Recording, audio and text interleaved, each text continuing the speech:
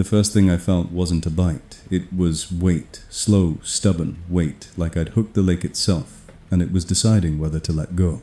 I was out there alone, a black dot on a white world, sitting in my little plywood shanty, while the wind worried at the seams, and the ice made those long tired groans that sound like a building settling. I'd driven in before dawn because I wanted quiet, the kind you can only get when the shoreline is miles behind you, and the only other tracks are deer prints frozen into last week's snow.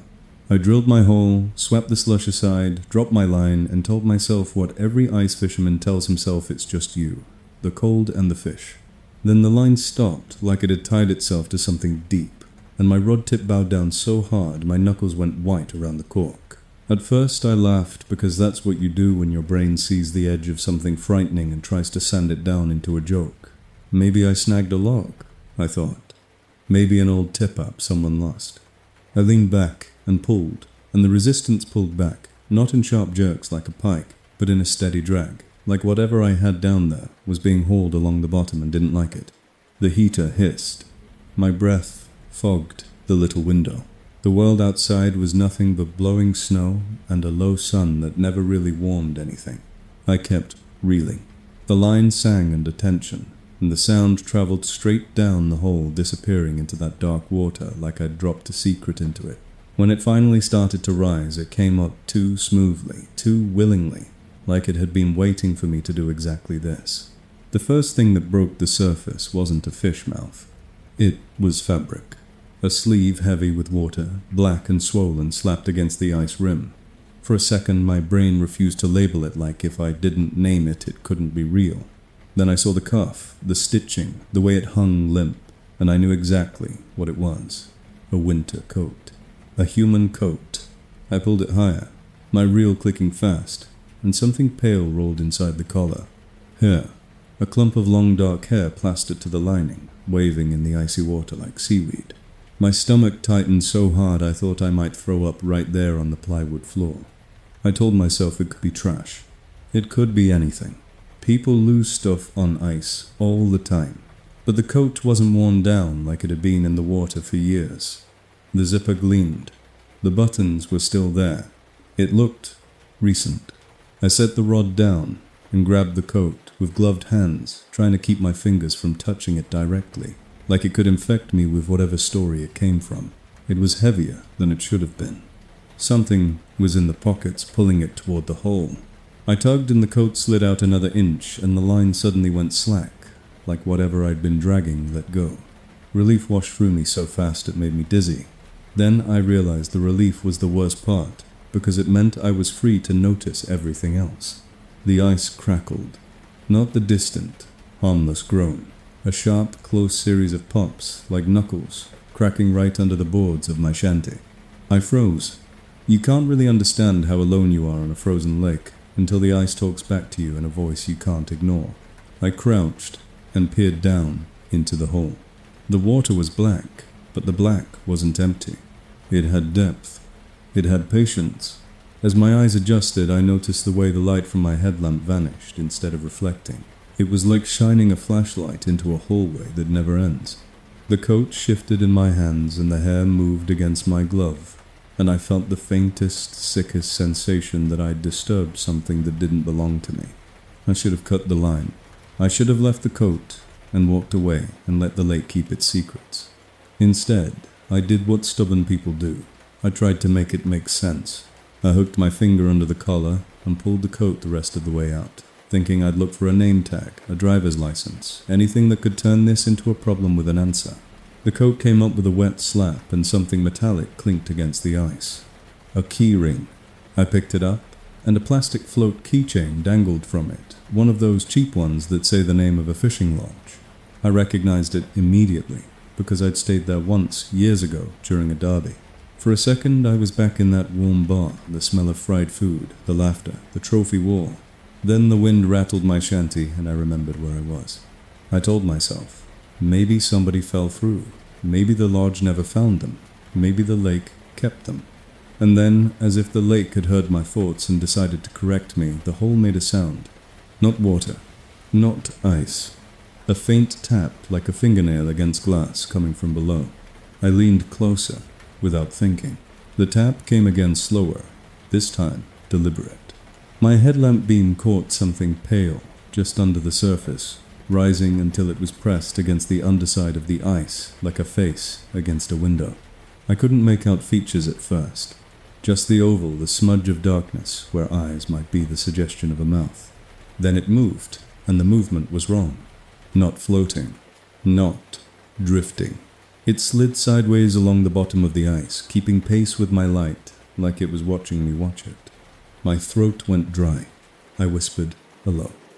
Even though no sane part of me believed there was someone down there who could answer, the pale shape stopped directly beneath the hole. The water swirled, the surface trembled, and the tap became a scratch, slow dragging, like a nail being pulled across the inside of the ice. I stumbled back and knocked my bucket over. My bait spilled across the floor, little minnows, flopping like they wanted to escape too. I grabbed my rod to pull it out of the way, and that's when I felt it. The line still attached to the coat, tightening again. Not from me reeling, but from below, as if something had found the hook and was pulling the coat back down. The coat jerked in my hands. The hair snapped against my glove. The hole gurgled, and I saw the pale shape surge upward, fast, aggressive, like a body trying to breach. I let go. Instinct took over. I dropped the coat, and it slid toward the hole as if the ice were tilted, as if gravity had changed its mind. It folded and vanished back into the black water, taking the line with it, reel screaming as it spun. I slapped at the drag, tried to stop it, but the force was too steady, too purposeful. Then the rod was yanked forward, and the tip disappeared into the hole like it had been fed into a mouth. I grabbed for it, and caught only air and a sting of cold water that splashed up and hit my face. In that instant, I knew something that made my stomach drop lower than fear ever had. Whatever was down there was strong enough to take what it wanted, and it wasn't done. Outside, the wind died for half a second, long enough for me to hear footsteps on snow. Slow, crunching, approaching my shanty. I stood perfectly still, listening, trying to decide which was worse, the thing under the ice or the thing walking on top of it toward me. The steps stopped right outside the canvas wall. A shadow filled it close enough that my headlamp turned it into a dark stain. Then the zipper on my door began to move from the outside, inch by inch, and behind me, the hole made one last quiet tap, like the lake reminding me it was still listening.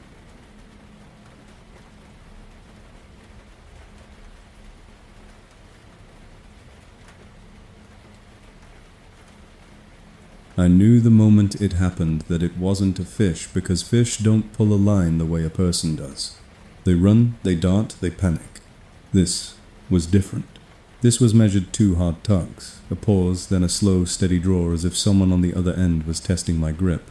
I was ice fishing alone on a weeknight because I'd convinced myself solitude was therapy. No talking, no phones, no noise except the wind and the occasional crack of the lake shifting under pressure. My shanty sat out on a flat stretch of ice, where the snow had been scoured thin, the kind of place that makes you feel exposed even when you're inside 4 walls. I drilled my hole, set my tip up, and killed the lantern for a while to save fuel. The darkness inside the shanty was thick enough that I could feel it pressing against my eyes. When the flag snapped up, the sound was so loud in that silence it made me flinch. I clicked my headlamp on the beam, cutting a tight tunnel through the dark, and I stepped over to the hole. The spool was turning. Not fast, just turning steady and quiet. I wrapped the line around my gloved hand, took a breath that tasted like propane and cold plastic, and gave a firm pull to set the hook. Whatever was down there answered immediately, jerking the line straight down, like I'd snagged it to a moving elevator. The line burned against my glove, and I had to let it slide to keep it from snapping. I told myself it was a big lake trout. I told myself that because the alternative was too ridiculous to consider out loud. Then the pulling stopped. The line hung in the hole perfectly still, as if it had become part of the ice. I stared at it, waiting for another run, for some thrashing sign of life. Nothing. I leaned in closer, my headlamp reflecting off the wet rim of the augered hole. The water was black, but not calm. It had a faint circular motion, like something large had just passed underneath and displaced it. I reached for the line again and started to hand it up, slow and controlled. At first, There was resistance. Then it loosened, and I thought I'd won. And then the line moved sideways. Not drifting with current, there's barely any current under solid ice. This slid laterally tight and smooth, as if someone were pulling it from a different angle. It traced a perfect arc along the underside of the hole, and my stomach tightened because the movement suggested intent, direction, decision. I dropped to a knee and looked straight down. My headlamp made the water surface shine, and underneath that shine I saw my own line drawn taut, disappearing into darkness.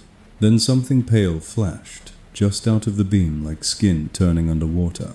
I jerked back and the line snapped upward in response, like the thing on the other end had felt me recoil and found it funny. That's when the ridiculous thought arrived, fully formed. What if someone is under the ice? What if someone is holding my line? I almost laughed at myself. It was January. The lake was frozen thick enough to drive a truck on. Nobody is under the ice. Nobody.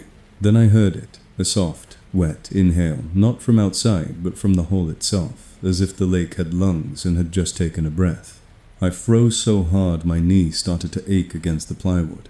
I leaned closer. Without wanting to like, my body was being pulled by curiosity, the way my line was being pulled by that unseen hand. The inhale came again, and with it the faintest whisper of sound water, moving around something that wasn't water. I stood up fast, knocking my chair into the wall. The shanty shook, and a dusting of frost fell from the ceiling like someone had just brushed it. I told myself it was pressure. That's what ice does. It pops, it groans, it shifts. That's what everyone says. But the line was still sliding sideways inch by inch, as if it was being reeled into a tunnel. I pulled back hard. The line went taut, and for half a second it held in a deadlock that felt exactly like arm wrestling, my whole body leaning one way, the unseen force leaning the other. Then it tugged. Not down. Up. The line rose toward the surface, like a hand lifting it, and the water bulged, and something pressed against the underside of the ice, right at the rim of the hole. My headlamp caught the curve of knuckles. 5 pale bumps. Fingers. They weren't floating. They were braced as if someone were pushing up from below, searching for purchase on the slick edge. My mouth went dry. I couldn't breathe, not because of fear alone, but because some primitive part of me had decided that if I made any sound, whatever was there would hear it and come faster. The fingers slid into the hole. They didn't break the surface right away. They curled around the inside of the ice cylinder, scraping softly, nails clicking against frozen water, and then slowly, a hand emerged. It was the color of milk left out too long, mottled and swollen, the kind of pale that doesn't belong in living tissue. The wrist was thin. The fingers were too long, and it wasn't reaching for air. It reached for my line. I watched it pinch the monofilament between thumb and forefinger with a careful, almost gentle precision, like someone threading a needle. The hand pulled. My line moved, sliding through my glove as if I'd lost control of my own body. I yanked back and the hand yanked back, matching me as if it had learned my strength in seconds. Then it gave one sudden jerk that nearly dragged me forward, and I stumbled, catching myself on the edge of my cot. In the beam of my headlamp, I saw wet scratches appear on the ice around the hole, where the nails had scraped shallow grooves, like someone had tried to climb out and failed. I did the only smart thing I could think of. I grabbed my pocket knife and cut the line. The tension vanished so abruptly I almost fell backward. The loose end snapped back, whipping my glove. For a beat, everything was still. I listened for a splash, a thrash, anything. Instead, I heard a soft sound, like a satisfied sigh, coming from directly below. The hand withdrew, not fast, not panicked, but calmly, as if it had gotten what it wanted. It slid back into the hole, and disappeared into the black water. I backed away, until my shoulders hit the wall of the shanty. The lantern was still off, but my headlamp made the small space feel like an interrogation room. That's when I noticed the other line. It wasn't mine. It was coming up from the hole, another piece of monofilament, older, frayed, rising on its own as if being offered to me. At the end of it, just beneath the surface, something dark bobbed a lure. A big one, the kind you'd use for pike. And attached to the treble hook was a small silver ring. An earring. My stomach turned. Someone had lost that in the water. Someone had been close to this hole before, close enough to leave part of themselves behind. The lure rotated slowly, and as it turned I saw a second thing caught on the hook. A strip of cloth, pale blue, the corner of a winter glove. Like a warning. Like bait. I forced my legs to move, shoved the door flap open, and stepped into the night. The wind hit me like a slap, and the lake stretched out in every direction, empty and white, under a sky full of stars. Then, from somewhere behind me on the ice, I heard a low chuckle, human close and amused, as if I wasn't alone out there after all, and whatever had been in the hole had company. I didn't look back. I just ran, and with every step I felt the ice answer with a faint hollow knock from below, keeping time with my heartbeat.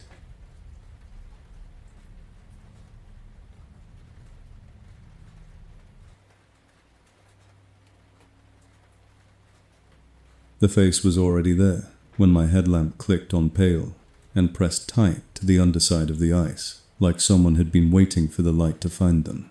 I didn't scream at first because my brain refused to accept what my eyes were offering. It tried to turn it into a trick of refraction, a weird bubble, a smear of snow trapped in the hole.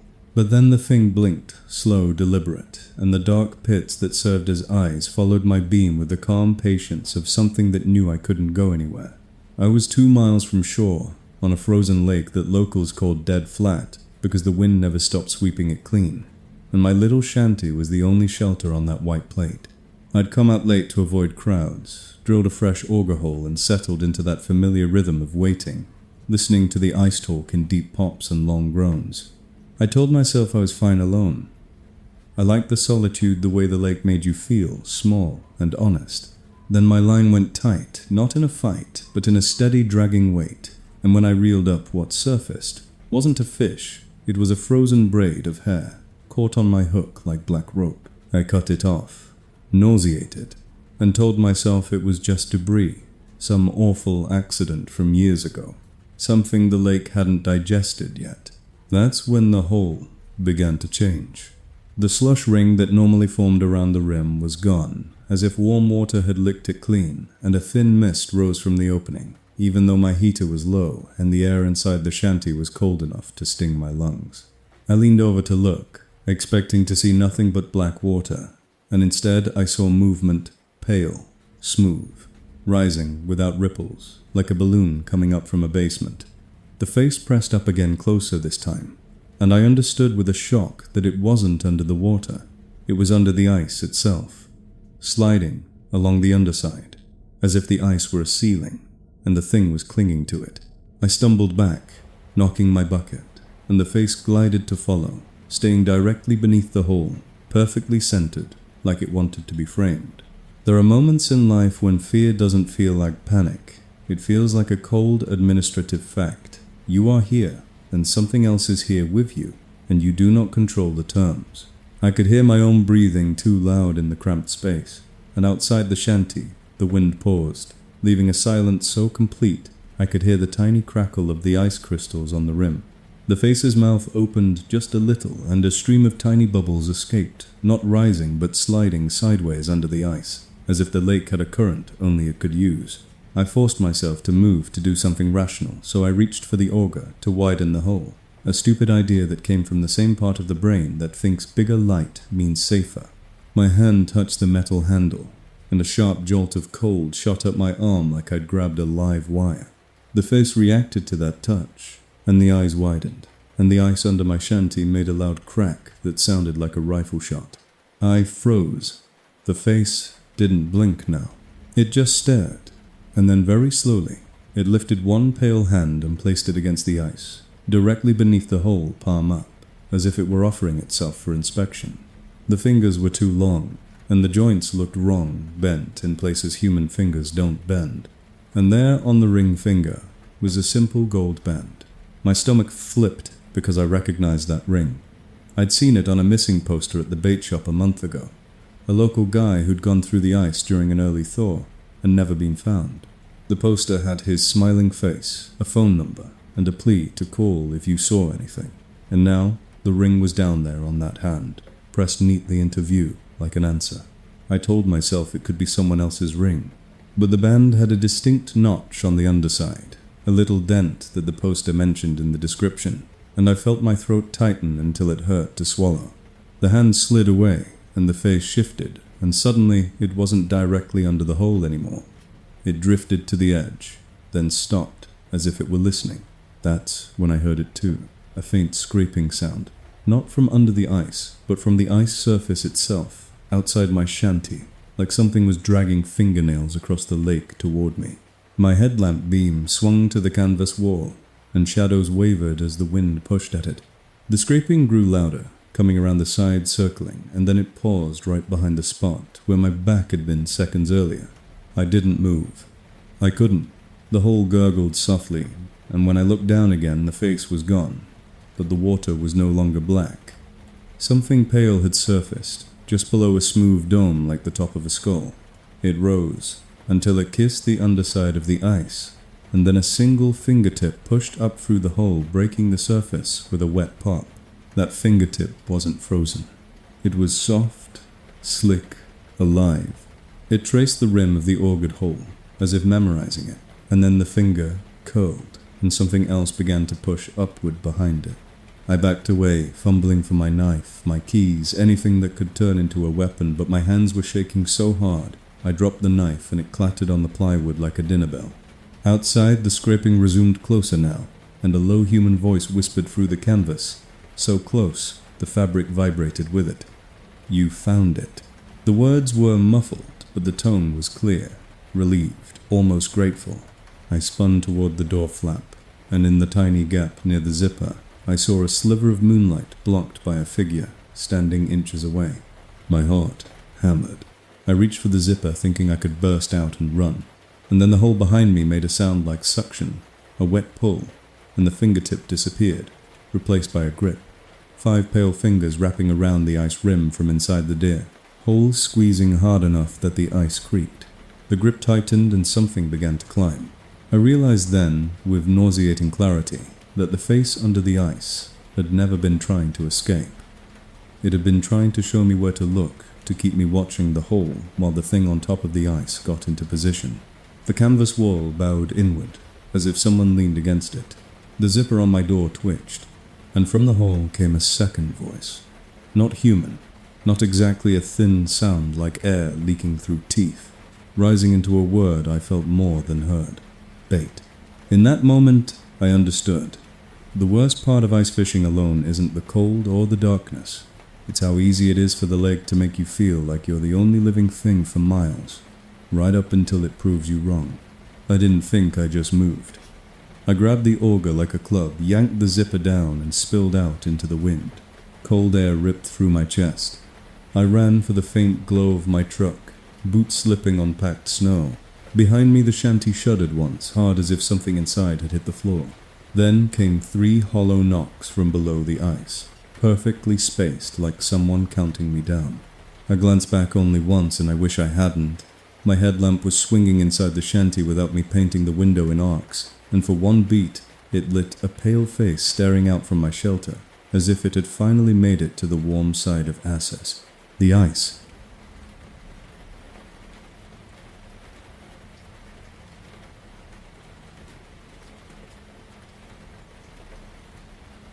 The zipper started moving on its own, slow at first, like whoever was outside wanted to hear me react before they committed.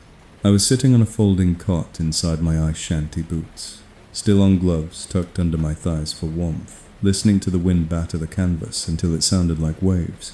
It was past midnight, the kind of hour when the lake feels less like a place and more like a boundary, and I'd convinced myself that if I stayed one more hour, I'd make the trip worth it. My heater gave off a thin chemical warmth and a faint smell of burnt dust, and every few minutes the ice beneath me made a hollow pop that traveled through the floorboards into my bones. I'd been alone all evening. No other headlights. No distant laughter. Just my own auger hole, my tip-up, and the quiet certainty that if something went wrong, the lake would keep it to itself. That certainty is what makes the sound of a human hand on your door feel like a violation. The first noise was a soft scuff outside, like a boot toe testing the snowpack. I held my breath and listened. Another scuff. Then nothing. I told myself it was wind. I told myself it was ice shifting. I told myself a lot of things, because the alternative was acknowledging that someone had walked out onto a pitch-black lake to find my shanty, specifically. I clicked my headlamp on and aimed it at the door seam. The canvas there was a dull grey patched in places, and the zipper pull hung on the inside like a small metal tongue. It twitched, not from my movement, from the outside as if 2 fingers had pinched it. And then it began to slide downward, tooth by tooth, making that unmistakable rasping sound that's impossible to confuse with anything else. I stood up so fast, my cot squealed against the plywood. "Hey," I called, forcing my voice to sound angry instead of frightened. "You lost." The zipper paused. For a second I thought that it worked, that a normal person would answer, would apologize, would walk away.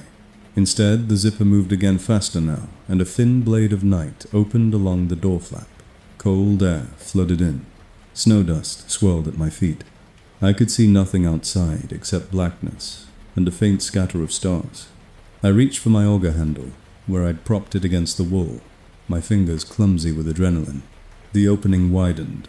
Then the door flap sagged inward, and a shape filled it tall, too close, blocking what little sky there was. I expected a face. I expected eyes reflecting my headlamp. I got neither. Whoever it was wore a hood pulled low and a scarf wrapped high, leaving only a strip of skin around the nose, visible pale and damp as if they'd been breathing hard. They didn't say a word. They didn't ask permission. They just leaned in slightly as if sniffing the warm air and stepped 1 boot inside. The plywood creaked under that weight, and the sound made the situation real in a way nothing else had. This wasn't a shadow or a prank. This was a person choosing to enter a small box with me in the middle of a frozen lake at 1 a.m. I lifted the auger like a spear and held it between us. "Back out," I said. My voice shook anyway.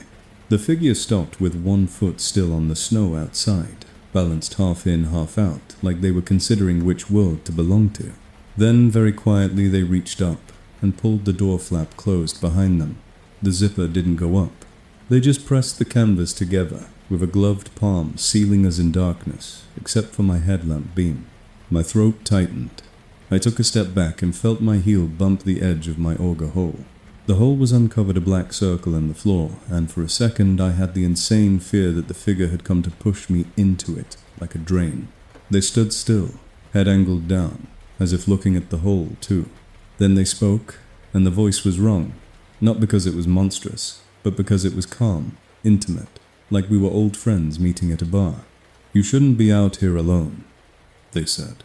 Every part of me wanted to scream at them to leave, to run, to do anything but stand there. But my body stayed locked, in that stiff posture people get when they're trying to negotiate with their own panic.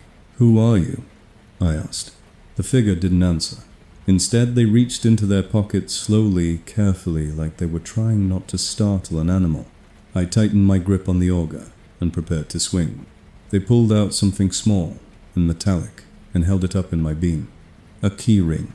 A cheap plastic float keychain, the kind bait shops give away, and printed on it was the name of the lodge on the North Shore.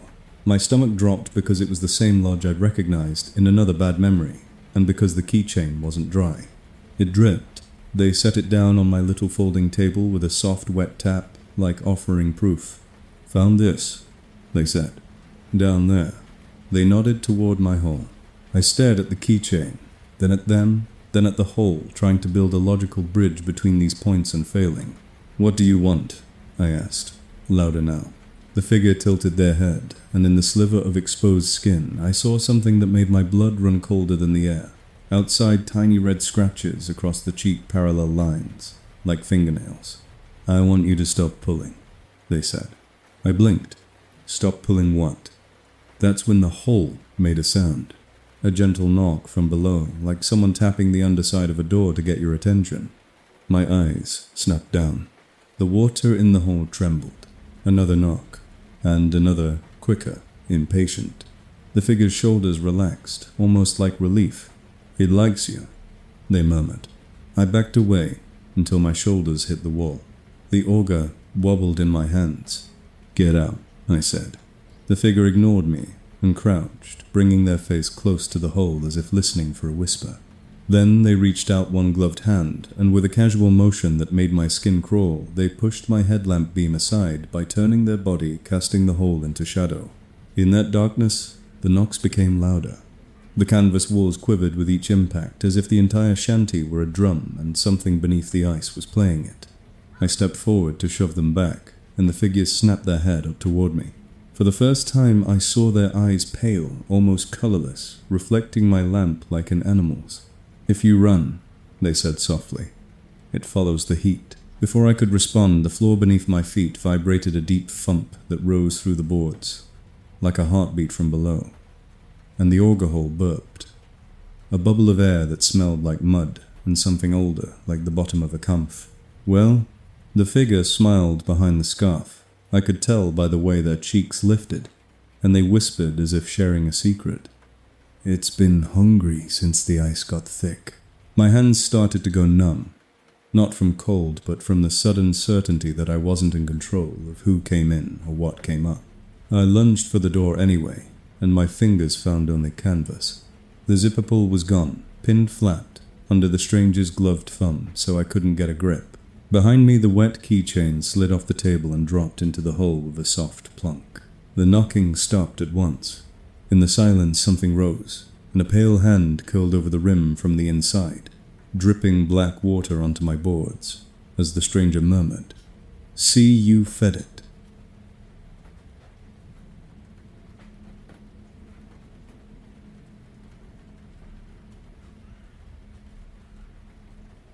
He didn't knock, didn't call out, didn't even clear his throat the way a normal person does when they're about to invade your space. 1 second I was alone, staring into a black augered hole and trying to convince myself the last hour hadn't happened, and the next second, the canvas wall behind me pressed inward, as if someone had leaned their full weight against it to listen. I was ice fishing on a Tuesday night because I'd been telling everybody I needed quiet. Like quiet was something you could order off a menu, like quiet didn't come with a bill. The lake was a wide flat sheet of white, under a moon so thin it looked chipped, and my shanty was the only structure out there. Just a small box with a heater, a folding cot, and 2 holes drilled through the ice like open eyes. I'd already had enough weirdness to last a lifetime. A line that pulled like it had hands, a pale shape under the ice that moved too smoothly, knocks from below that sounded like somebody tapping a basement ceiling. I told myself I was done, that I'd pack up and leave, that the moment I got back to my truck I'd laugh about it later and file it away under cold makes you imagine things. But then my door flap shifted, not from wind, but from the steady pressure of someone pushing it inward without opening it. I froze with my gloves half on my breath, fogging the inside of my headlamp beam. The zipper did not move. That's what made it worse. Whoever it was didn't need to unzip it because they weren't trying to come in fast. They were making a point that they could be right there inches from me, with only canvas between us. I cleared my throat and forced my voice to sound steady. "Lake's empty," I said. "You looking for someone?" No answer. The pressure eased, then returned 2 slow pushes, like a test. My heart hammered so loud I could feel it in my jaw. I backed toward the center of the shanty, keeping my eyes on the door seam, and that's when I heard the other sound. The soft squeak of snow compressing not outside the door but along the side wall, moving toward the back corner. Footsteps. Careful, like someone trying not to announce themselves. I swung my headlamp beam toward the corner and saw nothing but canvas and frost, but the shadow on the wall told a different story. A tall shape passing between my shanty and the moonlight, slow and deliberate. I grabbed the auger handle like a bat. My mind kept trying to solve the wrong problem. Who does that? Who walks out onto a frozen lake at night, finds a lone shanty and circles it like a dog? The footsteps stopped at the back wall, right where the canvas was thinnest, and the wind always found a way in. Then, without warning, the entire shanty shuddered, not like wind, but like someone had sat down hard against the outside frame. I stared at the wall and watched the canvas bow inward, and there, perfectly centered in my beam, the outline of a human back appeared through the fabric shoulders, hood, the slope of a head. Whoever it was had literally sat down against my shanty, back to the canvas, facing away from me as if we were sharing a bench. And they didn't move. I waited. 10 seconds felt like a minute. The heater hissed. The ice under my feet made a long groan. The figure stayed still. I took a step closer. The auger raised, and my boots scuffed the plywood. The figure did not react. That was the moment I stopped believing it was a person who'd gotten lost. People respond. Even drunks. Even idiots. Something about the stillness screamed intention. Hey, I snapped louder now. Get away from my shelter. Still nothing. My mind went to a place it didn't want to go. Maybe it wasn't one figure. Maybe the one sitting there was bait and the real problem was somewhere else. I forced myself to breathe, to slow down. I edged toward the door, thinking I'd burst out, shine my light, get a look at him, and then run for my truck. My fingers closed around the zipper pull. Cold metal bit into my skin through the glove. I yanked it down. The door flap opened, and the wind hit me like a slap, filling my lungs with sharp air. I stepped out onto the snow with the auger in both hands, and swung my headlamp beam around the side of the shanty. The lake was empty. No footprints, except my own. Stamped and frozen. No standing figure. No one walking away. For one stupid second, I thought my eyes had finally broken, that the darkness had played a trick. Then I looked down, and my stomach dropped. There were footprints, but not around the door. They were behind the shanty, pressed deep into the snow, where someone had walked straight up to the back wall and stopped. And there, right where the prints ended, were 2 long parallel grooves in the snow, like someone had dragged something heavy into position, and then sat. I swung the beam up, and saw the canvas back wall bulging outward slightly as if a weight still leaned against it. My mouth went dry. I stepped around the corner. The grooves continued for a few feet and then disappeared under the shanty skirt. Something had been dragged right up against my shelter. I crouched and lifted the skirt edge with my gloved hand. My light caught a pair of boots tucked neatly side by side under the shanty toes, pointed toward the lake as if someone was sitting under there with their legs extended. The boots were old and caked with ice. The laces were stiff with frozen water. Above them in the darkness under the floorboards, there was the vague outline of knees and a hunched body. I jerked my hand back so fast, I scraped my knuckles on the ice. What the eye started, but the word died in my throat because the boot shifted. The toes lifted an inch, then settled again like the person under there had heard me, and adjusted to get comfortable. I stood up and backed away, the auger shaking in my hands. "Come out," I said. "Right now." No answer. My breath came out in clouds. The wind whipped them away, immediately. I forced myself to think like a grown adult, call for help, get in the truck, drive, don't engage.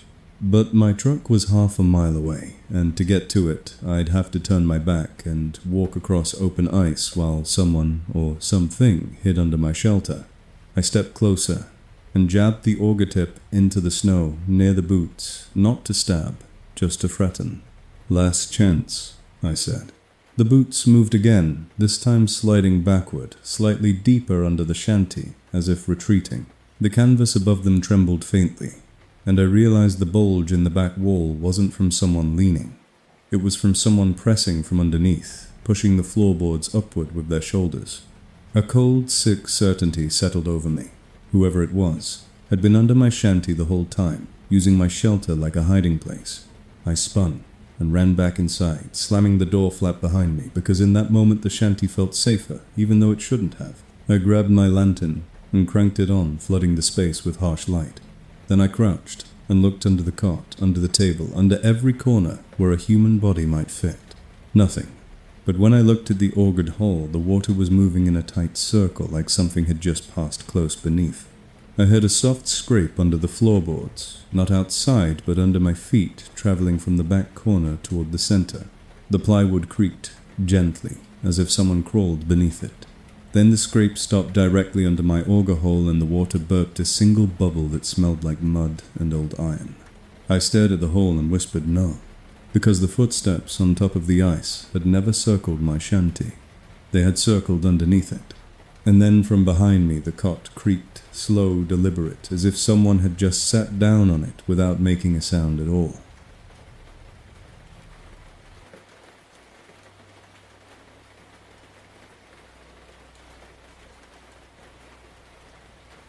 The breathing started as a whisper, so soft I thought it was my heater pulling oxygen until it matched my rhythm. Inhale, pause, exhale, like someone was practicing being me. I was back out on the ice after swearing I wouldn't return, because that's the ugly truth about people like me. We don't learn, we bargain. I told myself I'd gone too far. The last time stayed too late. Let fear turn normal noises into monsters. So I came back in daylight, set up early, told myself I'd pack up before dark. But winter days are short, and pride is stubborn, and by the time the sun began to sink behind the tree line, I was still sitting in my shanty with 2 holes drilled, and my line in the water, chasing the idea that if I did it right, the lake would behave. Outside, the wind rose, and snow hissed across the ice like sand.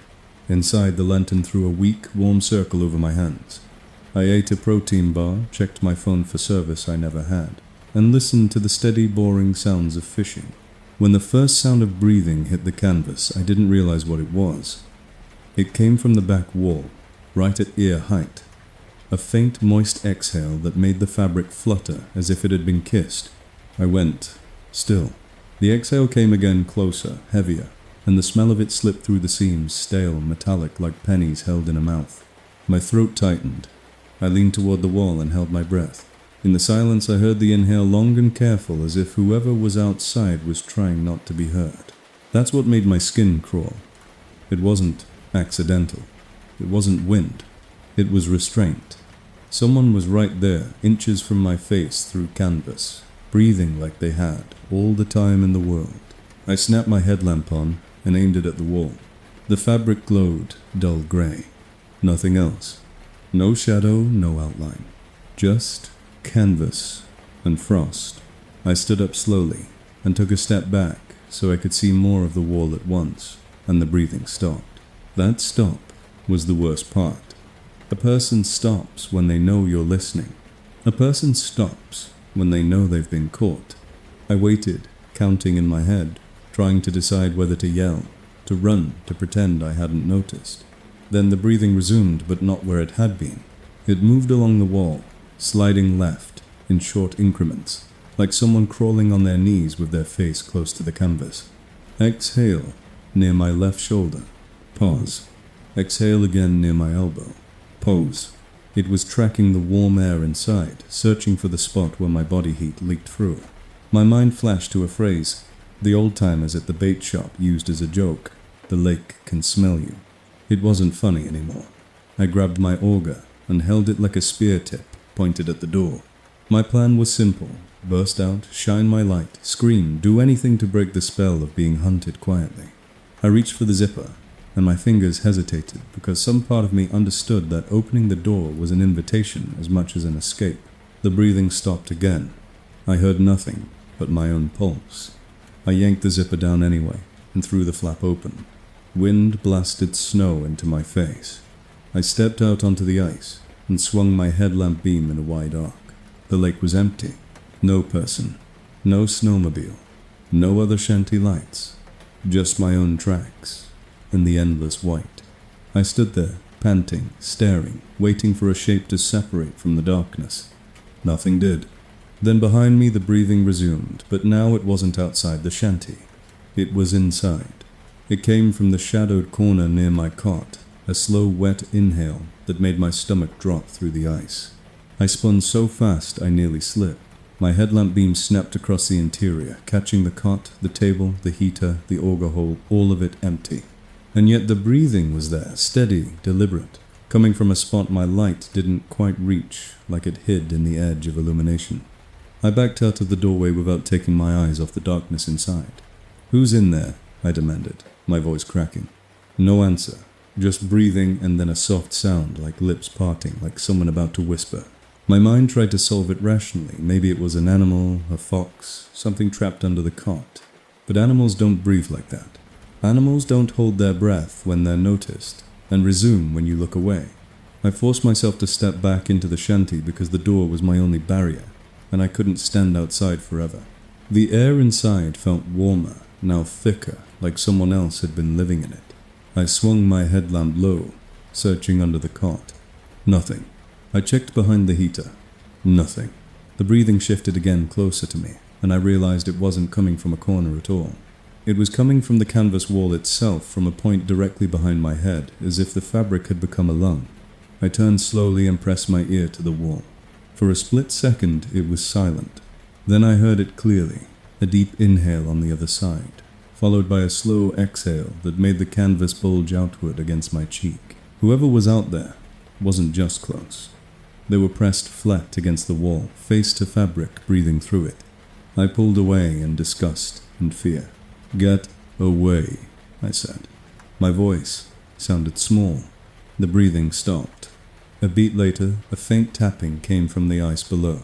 3 knocks in a row, perfectly spaced like someone signaling through a door. My eyes snapped to the auger hole. The water was still black and patient. Then the knocking came again. Not from under the hole, but from under the floorboards near the back wall, traveling in a line toward me, as if something beneath the ice was moving and knocking as it went. Knock, knock, knock, each one closer. The canvas wall behind me breathed once, deep and satisfied, as if the thing outside had synchronized with the thing below. And then a voice whispered right against the fabric so near it, sounded like it was inside my skull. "Don't waste your heat." I stood frozen, unable to decide where to look, because now there were 2 directions of threat above and below, and my shanty was a thin layer, in between a warm pocket in a frozen world. I grabbed my knife, not because it would help against whatever was under the ice, but because holding it made me feel like a person instead of prey. The breathing outside returned slower, heavier, and I realized it wasn't one set of lungs anymore. There were 2 different rhythms now, overlapping, one high and quick, one low and patient. Both pressed close enough to fog the canvas. I backed toward the door, and the zipper pull suddenly lifted on its own, as if invisible fingers pinched it. The flap didn't open. The zipper just rose an inch, then another, like someone was sealing me in from the outside. I lunged for it, but my hand met a hard resistance through the fabric, a palm pressed flat, holding the canvas shut. The breathing stopped all at once, replaced by a soft, delighted sound, something between a chuckle and a sigh, coming from directly below my auger hole, and the water in the hole began to swirl as if the lake itself had started to breathe.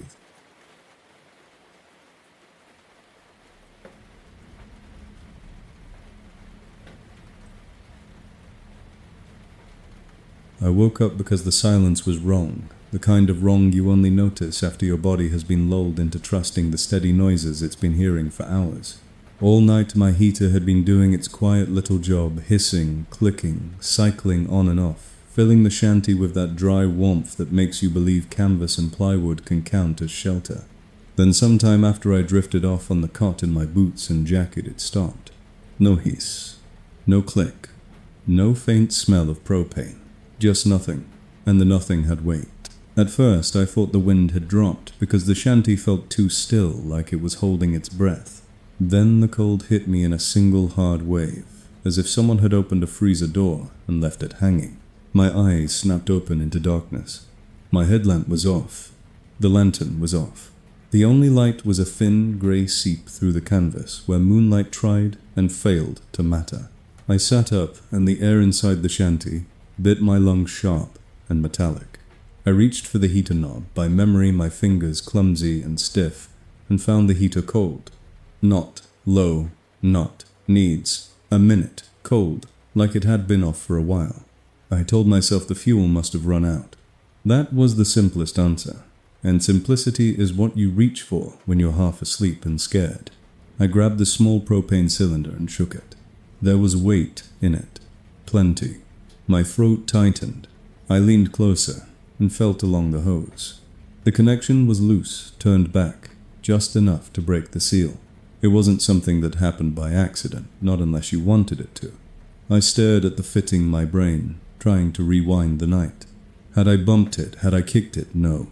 I'd set the heater in the corner and hadn't touched it since. I turned the fitting tight, my glove squeaking against the metal, and tried to relight the heater. The igniter clicked. Nothing. I clicked again. Still nothing. I lowered my face closer, squinting into the heater grate, and that's when I smelled it.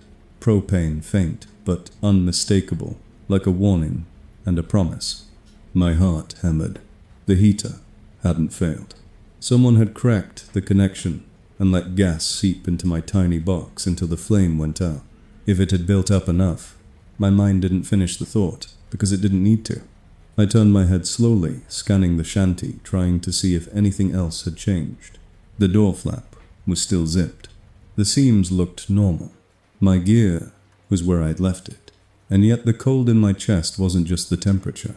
It was the feeling of being handled like a situation had been arranged while I slept. I forced myself to stand my knees stiff, and I switched on my headlamp. The beam snapped to life and immediately found my auger hole black water staring up like an open pupil. A thin crust of new ice had formed around the rim, delicate and glassy, the kind you only get when the air has been cold and still for a while. That told me I'd been asleep longer than I thought, and the shanty had been without heat long enough for the lake to start reclaiming the hole. I stepped carefully around it and checked my second hole. Same thing, a thin skin forming like the lake was quietly sealing itself back up. I swallowed my mouth dry. I went to the door and wrapped my fingers around the zipper pull. It didn't budge. I pulled again harder, and the zipper teeth didn't separate. For a split second I thought the cold had frozen it. Then my headlamp beam caught the real reason there was a small metal clip threaded through the zipper pull and attached to a cord outside, cinched tight, like someone locking a gate. My stomach dropped. Someone had been close enough to my door to rig that while I slept, and they'd done it in a way that would hold even if I panicked. I yanked the zipper pull again, anger and fear mixing into a useless surge, and the clip held. I grabbed my knife and tried to pry it, but the cord was taut, pulling from the outside. Whoever tied it had anchored it to something, maybe an ice screw, maybe a tip-up stake, something solid enough that my small shanty couldn't win. The heater clicked faintly as I fiddled with the gas, and the smell of propane made my hands sweat inside my gloves. I needed air. I needed out. I dropped to a knee and aimed my headlamp at the bottom seam of the canvas, looking for any gap. Snow had drifted up against the walls, packed tight, sealing the edges like mortar. I crawled toward the back corner, where the drift looked thinnest, and jammed my fingers under the skirt. Cold wind knifed in under there, and with it came something else. The faintest sound of breathing slow and wet, like someone exhaling through a scarf. I froze, my cheek inches from the floorboards. The breathing wasn't inside with me. It was outside, right at the base of the wall, as if someone had crouched down and put their face near the seam to listen. I held my own breath.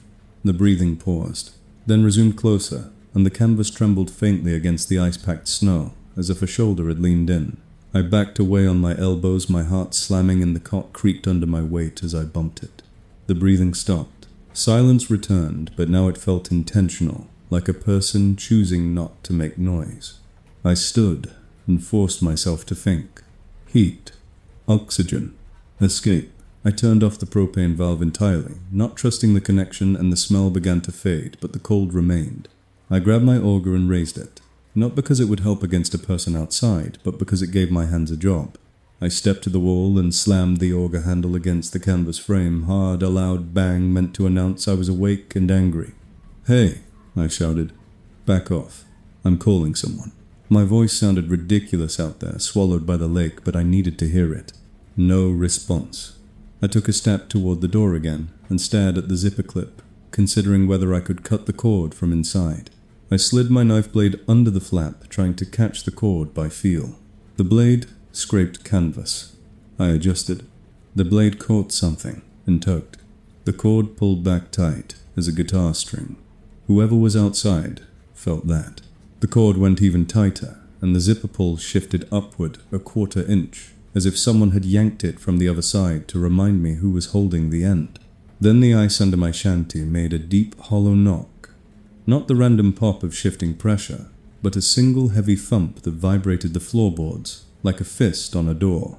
My eyes snapped to the auger hole. The thin ice skin on it trembled and cracked in a neat circle, as if something underneath had exhaled warm air directly against it. Another knock came closer to the hole, and the black water bulged upward slightly, like a slow breath. I backed away until my shoulder hit the wall. Outside at the base seam, the breathing returned, and now it wasn't trying to be quiet. It was steady and confident, like someone settling in for a wait. I aimed my headlamp at the canvas and saw a shadow pass across it, low crouched, moving along the wall toward the door. The shadow stopped right where the zipper clip would be, and the cord twitched. The clip scraped against the zipper pull with a tiny metallic sound that somehow felt louder than the wind. The cord went slack for half a second, like whoever was outside had loosened it just enough to tempt me, and then it snapped tight again, harder than before, jerking the zipper pull down an inch as if tightening a noose. I stood there shaking, realizing the worst part wasn't that someone had sabotaged my heater. It was that they'd done it to wake me up gradually, to make me notice the cold, the locked door, the breathing, the knocks, one at a time, like steps in a ritual. I forced myself toward the back corner again and kicked at the snowdrift, sealing the skirt, trying to make a gap big enough to crawl out. The packed snow didn't give easily, but I kept kicking, desperate.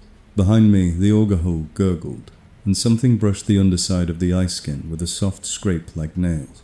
Outside, the breathing changed rhythm quicker, now excited. The canvas wall bulged inward, near the door, as if someone leaned their full body weight against it, pinning the flap shut. I kicked again. The snow cracked and fell away in chunks. Cold air poured in, and with it came a smell like wet mud and old iron rising from beneath the shanty, as if the lake had opened a mouth under my feet. I dropped to my knees and shoved my arm under the skirt, reaching blindly for open space. My glove touched something that wasn't snow or ice, something soft and damp like fabric. I pulled back, and my headlamp caught it. A glove, waterlogged and stiff, lying under my shanty, with its fingers pointing toward the auger hole like a hand giving directions. A second later the glove moved, not from wind, but from a slow tug, sliding deeper under the floorboards, toward the hole. And I realized with a sick lurch that someone, or something, was using the space under my shelter, like a hallway. The breathing outside turned into a quiet chuckle, muffled by the canvas, and a voice whispered, calm and close, at the door seam, "You're warmer awake." Then the auger hole made a sound like suction, and the thin ice skin shattered inward, as if something underneath had finally decided to climb.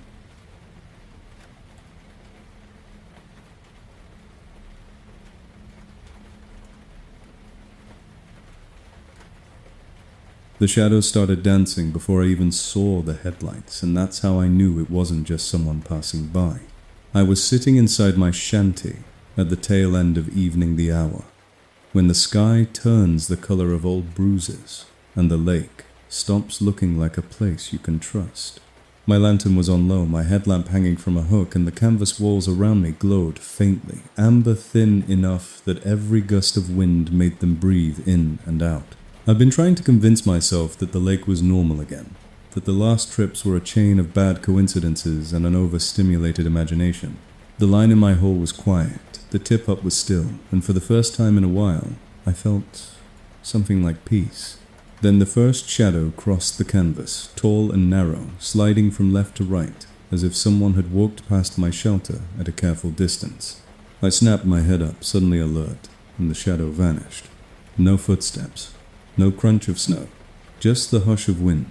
I stood and listened, holding my breath until my ears rang. Nothing. I told myself it had been a tree-lined shadow. It had been a cloud. It had been anything.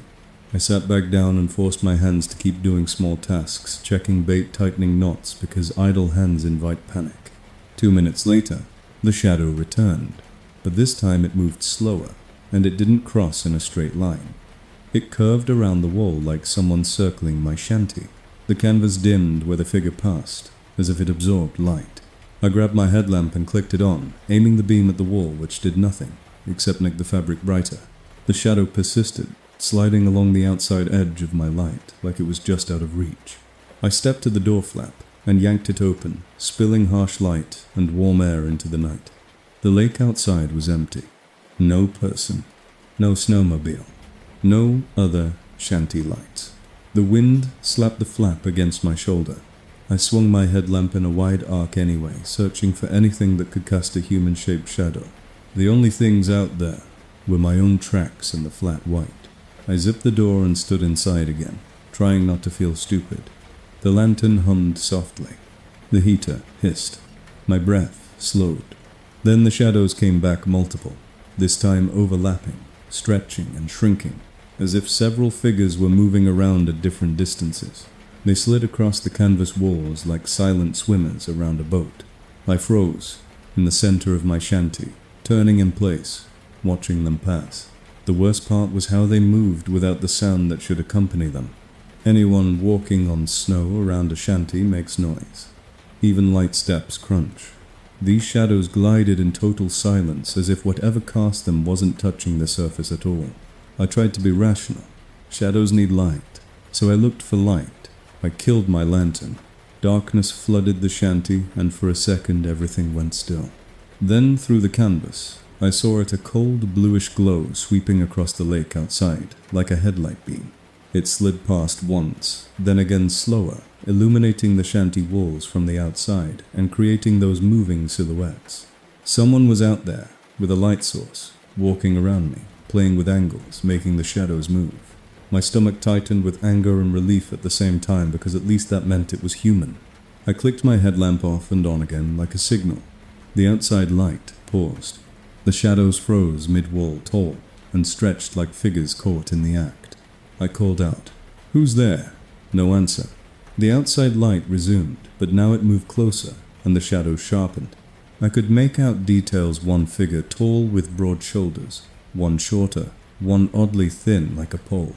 They circled in a slow orbit, and as they moved, the canvas walls became a movie screen of my own siege. I stepped to the door and grabbed the zipper. I could rush out, I could confront them, I could run to my truck, but my truck was far enough that I'd have to cross open ice while they watched, and something in my gut warned me that the moment I left the shanty, the game would shift from shadows to hands. I backed away from the door and kept my headlamp on, tracking the movement through the fabric. The outside light swept low, and for an instant it shone under the shanty skirt, creating a thin line of illumination along the floorboards. In that thin line I saw something that made my blood go cold, a shadow that didn't match the ones on the wall.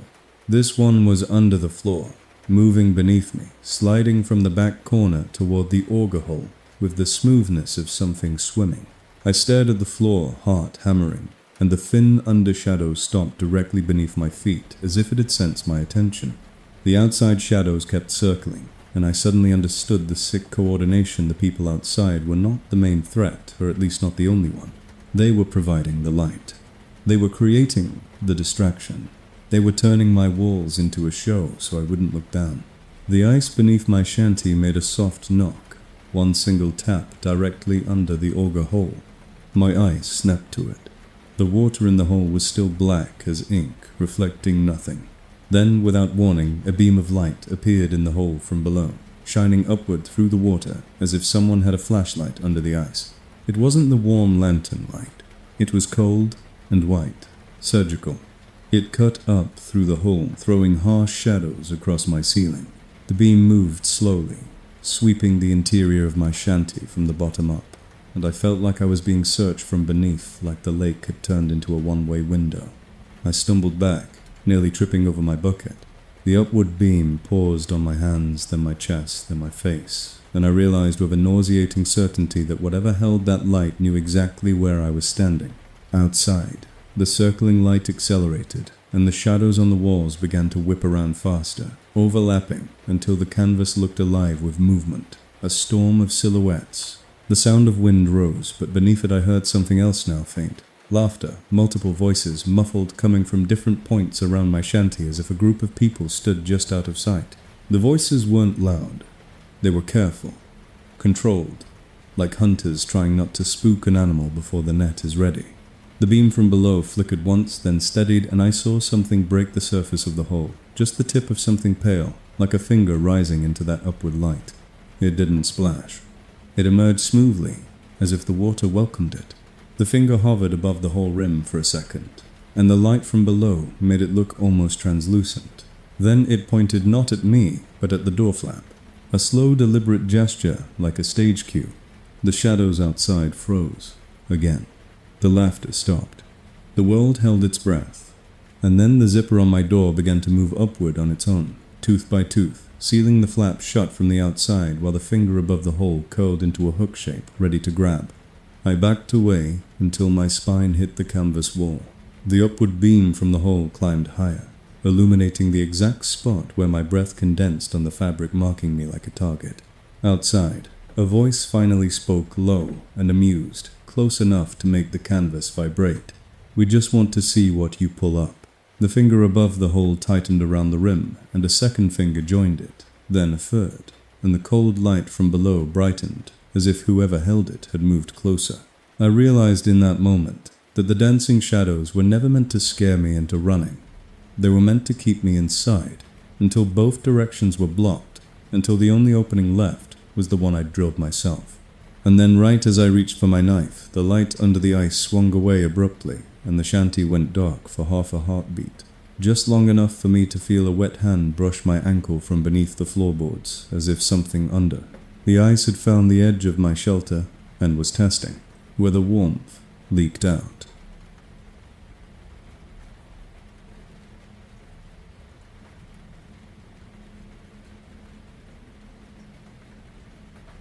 I heard the words like they were spoken into the fabric itself, and for a second my brain tried to file them under wind noise and exhaustion, because that's what you do when your body is cold and your pride is louder than your instincts. "May I come in?" The voice was polite, in a way that felt obscene out there, miles from shore, sitting in a plywood shanty on a frozen lake that had already shown me too many ways to be wrong. I froze with my hand, halfway to my zipper headlamp beam fixed on the canvas wall like light could pin a sound in place. No shadow moved. No boot crunch sounded. The heater hissed softly, my lantern gave off a weak amber circle, and the auger hole in the floor stared up at me as a black, patient eye. "No," I said, and my voice came out thin, like it didn't believe itself. "Go away."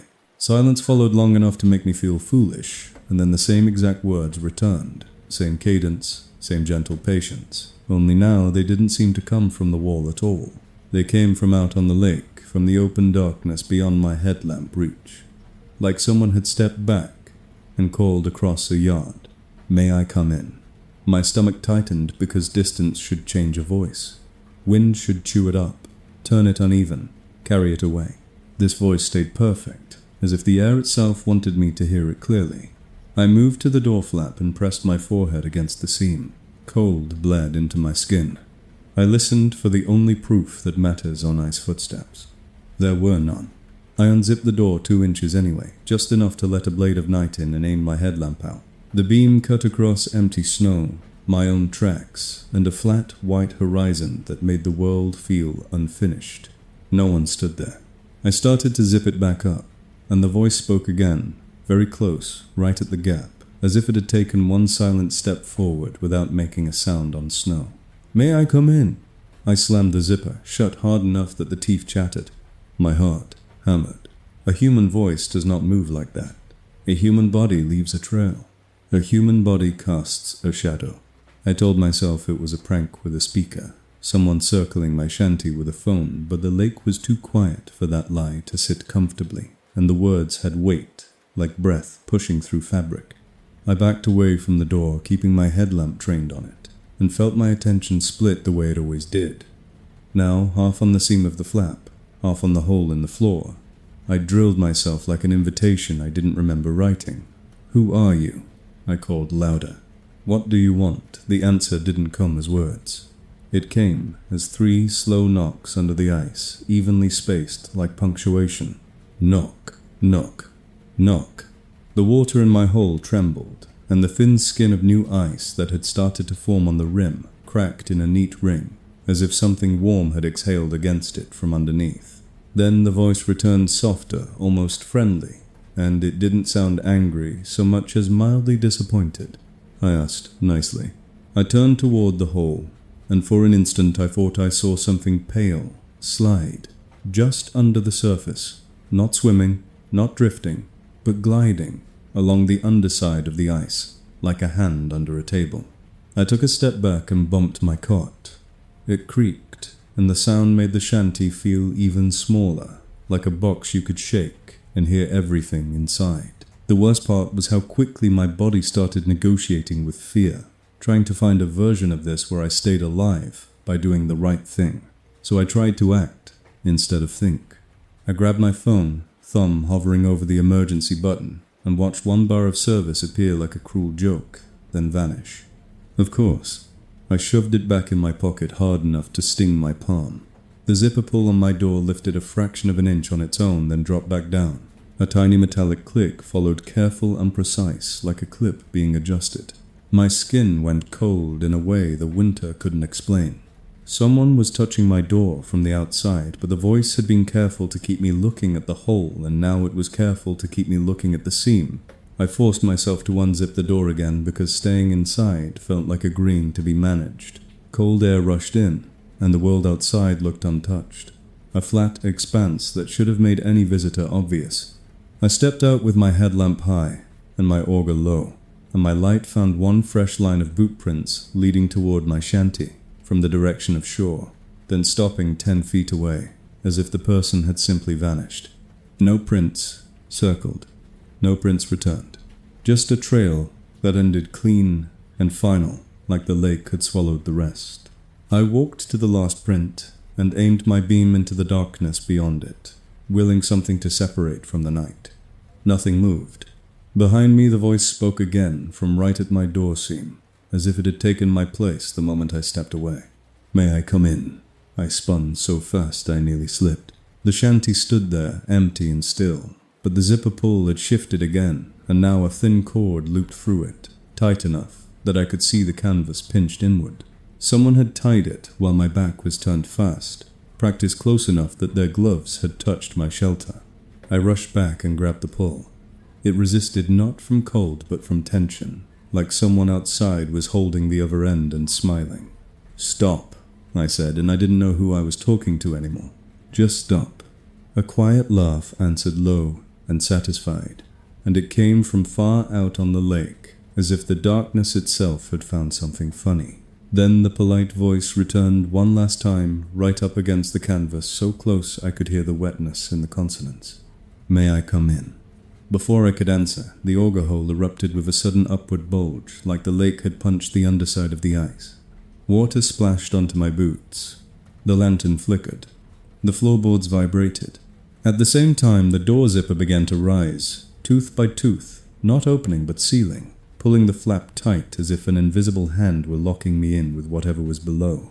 I stumbled back, gripping the auger handle like a weapon, and my headlamp beam caught the surface of the hole as something pale pressed up into it. Not a full hand, yet just fingertips, testing the rim with slow, deliberate taps. Tap, tap, tap, tap. The polite voice breathed through the canvas, like someone leaning close to whisper a secret. "Then I'll come up."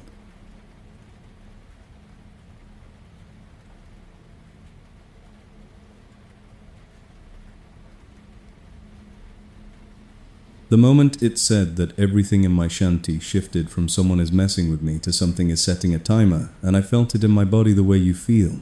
A storm dropped the pressure before the first crack of thunder. The door flap tightened as the zipper finished its slow climb. Cinching the canvas seam so snug, I could see the fabric pulled into a clean vertical line, and the cord looped through the zipper pull went taut, like it had been anchored to an abscess. Ice grew outside. I lunged for it anyway, fingers clawing at the pull, and the cord bit back through the fabric with a firm, steady resistance that felt less like a knot and more like a hand holding a leash. I yanked again, and the whole shanty shuddered, not from wind but from weight outside, leaning in, pinning the flap shut as if my shelter had become a door someone was calmly holding closed. "Fine," I said out loud, breath coming fast because my brain needed to hear defiance, even if it was pointless. "Fine. I'll go out another way." I dropped to my knees and jammed my headlamp beam along the bottom skirt of the shanty, looking for any gap where the wind came in.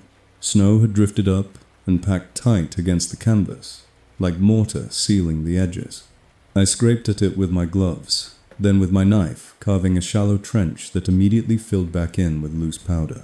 The cold poured in anyway, and with it came that same smell I'd started to associate with the hole. Mud, iron, something old like the lake, had opened its mouth under my floorboards. A heavy knock hit from below, not random ice pop, but a deliberate thump that vibrated up through the plywood and into my teeth. My auger hole answered by cracking its thin rim ice in a neat circle, and a slow swirl began in the black water, as if something underneath had started turning in place, getting ready. I forced myself away from it, and went for the roof vent, the little flap meant to keep condensation down. If I could push it open, maybe I could crawl out, maybe I could stand on the shanty and make myself visible. I reached up and shoved. The flap didn't move. It was iced over sealed by frost and the steady cold, and when I pushed harder, the entire roof flexed with a soft groan that made my stomach drop because it sounded like a ceiling under weight. I pushed again. Something pushed back from above. One slow, heavy pressure like a palm settling on a lid. The lantern flame wavered. My headlamp beam shook. I backed away, staring at the roof, and in that moment I realized how stupidly perfect this was.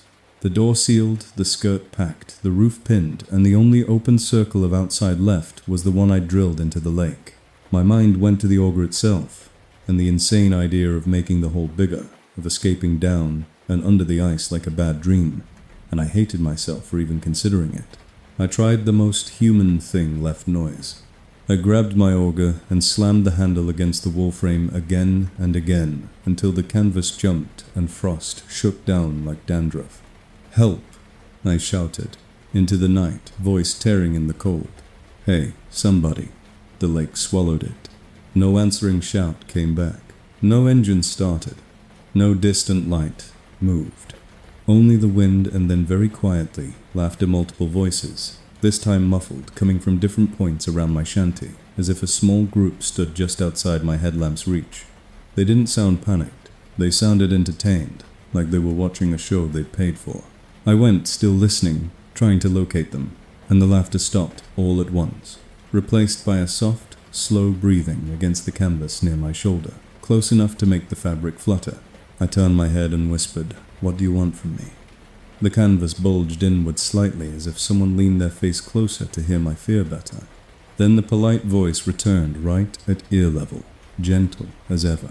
"Stay warm," it said, and something about those two words made my skin crawl, more than any threat could have, because it sounded like instruction, like a rule.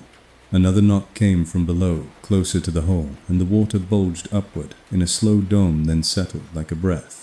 I backed toward the door, out of instinct, and felt the cord tighten again. A tiny tug that translated into pressure along the seam, reminding me the boundary was not mine to open. I looked down at the floor to steady myself and saw something I hadn't noticed before.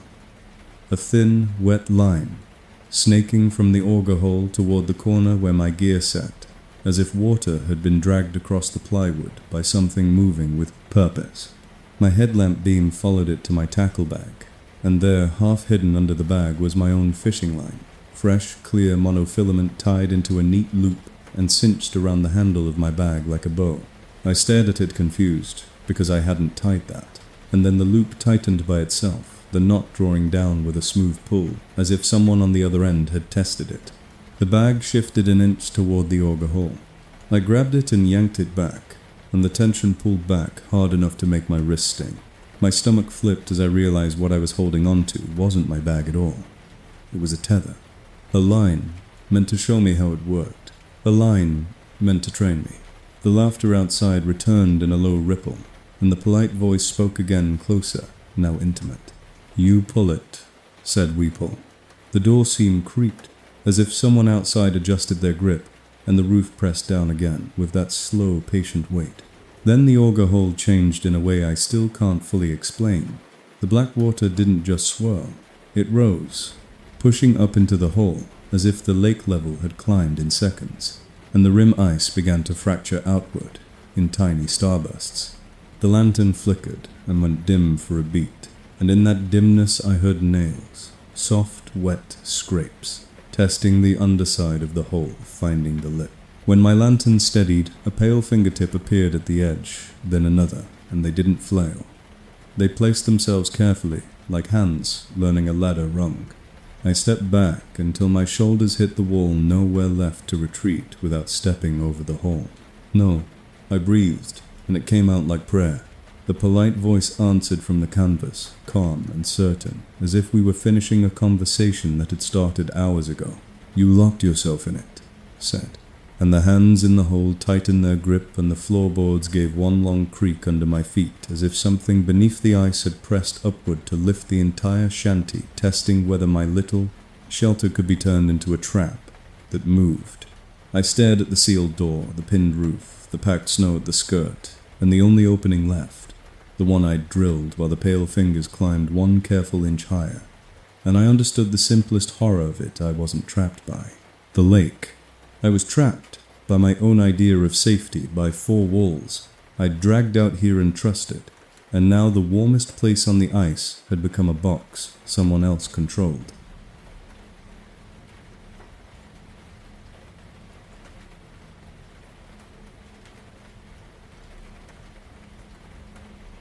At 3:00 a.m. on a frozen lake, you shouldn't be able to hear anything except wind and ice. But I heard children laughing, like they were 10 feet away, and the sound was so normal it made my skin crawl. I was back in my shanty because I kept telling myself the lake couldn't win if I refused to be afraid of it, and because pride is a stupid fuel that burns hotter than common sense. My phone said 258, when I woke not from a noise, but from the absence of the heater's steady rhythm, that subtle hiss that convinces your body you're safe enough to sleep. The air inside was colder than it should have been, and my breath came out in thick clouds that hung near the ceiling before fading. I lay still on the cot, listening, waiting for the next sign. Knocks from below, a zipper moving, breathing against canvas. But instead I heard a small bright giggle followed by another, and then the unmistakable cadence of kids playing a game. The kind of half-squealing, half-whispering laughter you hear on a summer street. It didn't belong out there. It didn't belong on a lake, where the shoreline was a dark strip miles away, and the ice was thick enough to carry a truck. My first thought was the ugliest one. Somebody brought their kids out here at night, and that thought made me angry because it was reckless. My second thought was worse. There were no headlights, no tracks, no other shelters, and the sound wasn't carrying from shore. It was too clear, too close, like it lived in the air around my shanty. I sat up slowly and clicked my headlamp on. The beam cut through the interior, finding the auger hole like it always did, a black circle in the floorboards, and the water looked calm, almost polite, as if it hadn't been trying to climb into my shelter hours earlier. The laughter continued outside, drifting from left to right, and now I could hear feet scuffing lightly over snow, quick little steps. I held my breath and listened for the crunch that adult boots make. There wasn't any. It sounded like light shoes, like sneakers on powder, and that made no sense because no kid is running around on a lake at 3 a.m. in January. Then I heard a voice high and sing-song call out, "Ready or not?" And the words hit me so hard I felt a jolt of nausea because the game was hide and seek, and the phrase was the same one I'd heard growing up, the same one that means someone is about to come looking. I slid off the cot and crept to the door flap. My fingers touched the zipper pull, and I remembered the cord, the clip, the way the lake and the people around it had made my shelter into a box they could lock. I didn't unzip it yet. I pressed my ear to the canvas seam. The laughter moved closer, circling, and I heard a small hand slap the shanty wall once playful like a tag. The canvas shivered under that touch. My throat went dry. A child's voice whispered, "Found you right against the fabric, so close, it sounded like it came from inside my own head." I stumbled back, heart racing, and the laughter outside erupted a cluster of giggles darting around my shanty like sparrows. I forced myself to speak. "This isn't funny," I said, voice hoarse. "Go back to shore." The laughter stopped instantly, as if someone had turned off a speaker. For a second there was only wind. Then from somewhere out on the lake, the same polite voice I'd heard before, too calm, too clean, spoke gently. "Don't open the door." I froze. The children's laughter returned, but now it came from farther away, like the kids had scattered into the darkness to hide. I could hear them running in multiple directions, little feet, quick breaths, the occasional squeal. It sounded like a full game happening on the ice around me, and my brain kept trying to map it like a normal scenario, kids running, hiding behind something. But there was nothing to hide behind. No trees, no rocks, no shoreline structures, just flat white. The only thing tall enough to hide behind was my shanty itself, and that realization made my stomach tighten because it meant the game had only one real hiding place. I swung my headlamp beam at the walls, watching shadows slide across canvas as the outside light moon distant headlamp something shifted.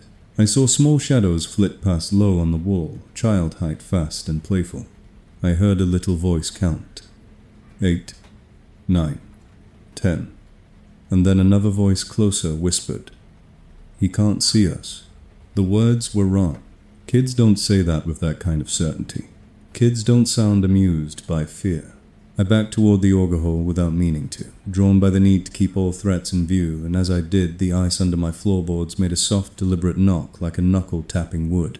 The laughter outside faltered for a beat, then resumed, and now it was synchronized with the knocks, giggle knock, as if the lake itself was keeping time for their game. I stared at the auger hole. The water was still black, and then a tiny ripple spread across it, and I realized the sound of running feet wasn't only outside. A faint patter came from beneath the floorboards, traveling from the back corner toward the hole, quick and light, like little footsteps moving under my shelter. My breath caught. That wasn't possible. Under the floorboards was ice. Under the ice was water. Nothing runs under solid ice. And yet the patter continued circling the hole, and the children's laughter outside matched it perfectly, as if the sound I heard above was just an echo of what was happening below. I crouched face close to the hole, and my headlamp beam fell into the water. For a second it caught nothing. Then, deep under the surface, I saw small pale shapes move too fast to be fish too coordinated, like little hands or faces sliding along the underside of the ice. My stomach turned. The laughter outside spiked into a chorus, and a child's voice sang out, "Ready or not, here I come," but the words didn't come from the darkness anymore. They rose from the auger hole, bubbling up through the water in a thin, distorted whisper, like someone speaking with a mouthful of lake. I backed away so hard I hit the cot. The cot creaked, and the creak was answered by a soft tap on the canvas wall right behind my shoulder, like a kid poking you in the side to make you turn. I didn't turn fast enough. The tap became a drag, fingernails scraping gently down the fabric, and I felt a cold certainty settle in. The voices wanted me to move, to spin, to chase. Sound the way you chase kids in a game, because chasing is how you lose track of where you are. I forced myself to stand still. Eyes on the hole, and the laughter outside abruptly shifted to the far side of the lake, as if the kids had sprinted 100 yards in one breath. Impossible distance, impossible speed. The polite voice returned, calmer than ever, almost kind. "They like to play," it said. "They don't get many visitors." My hands shook around the auger handle. "What are they?" I whispered. The answer didn't come as words. It came as a small wet handprint, appearing on the inside of my canvas wall, right in the glow of my lantern, as if something cold and damp had pressed its palm from the outside against the fabric. The fingers were too long for a child, the palm too wide, and as I stared, the handprint slid downward slowly, leaving a dark, wet smear, like something was crawling along the wall. Outside, children giggled softly, close again, circling. Beneath the floorboards, the patter ran faster, looping the hole. The auger hole burped one small bubble that smelled like mud and metal, and then from directly below I heard a child's whisper, that wasn't a child at all.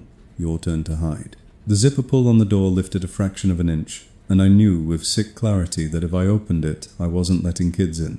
I was letting the game choose where I could run.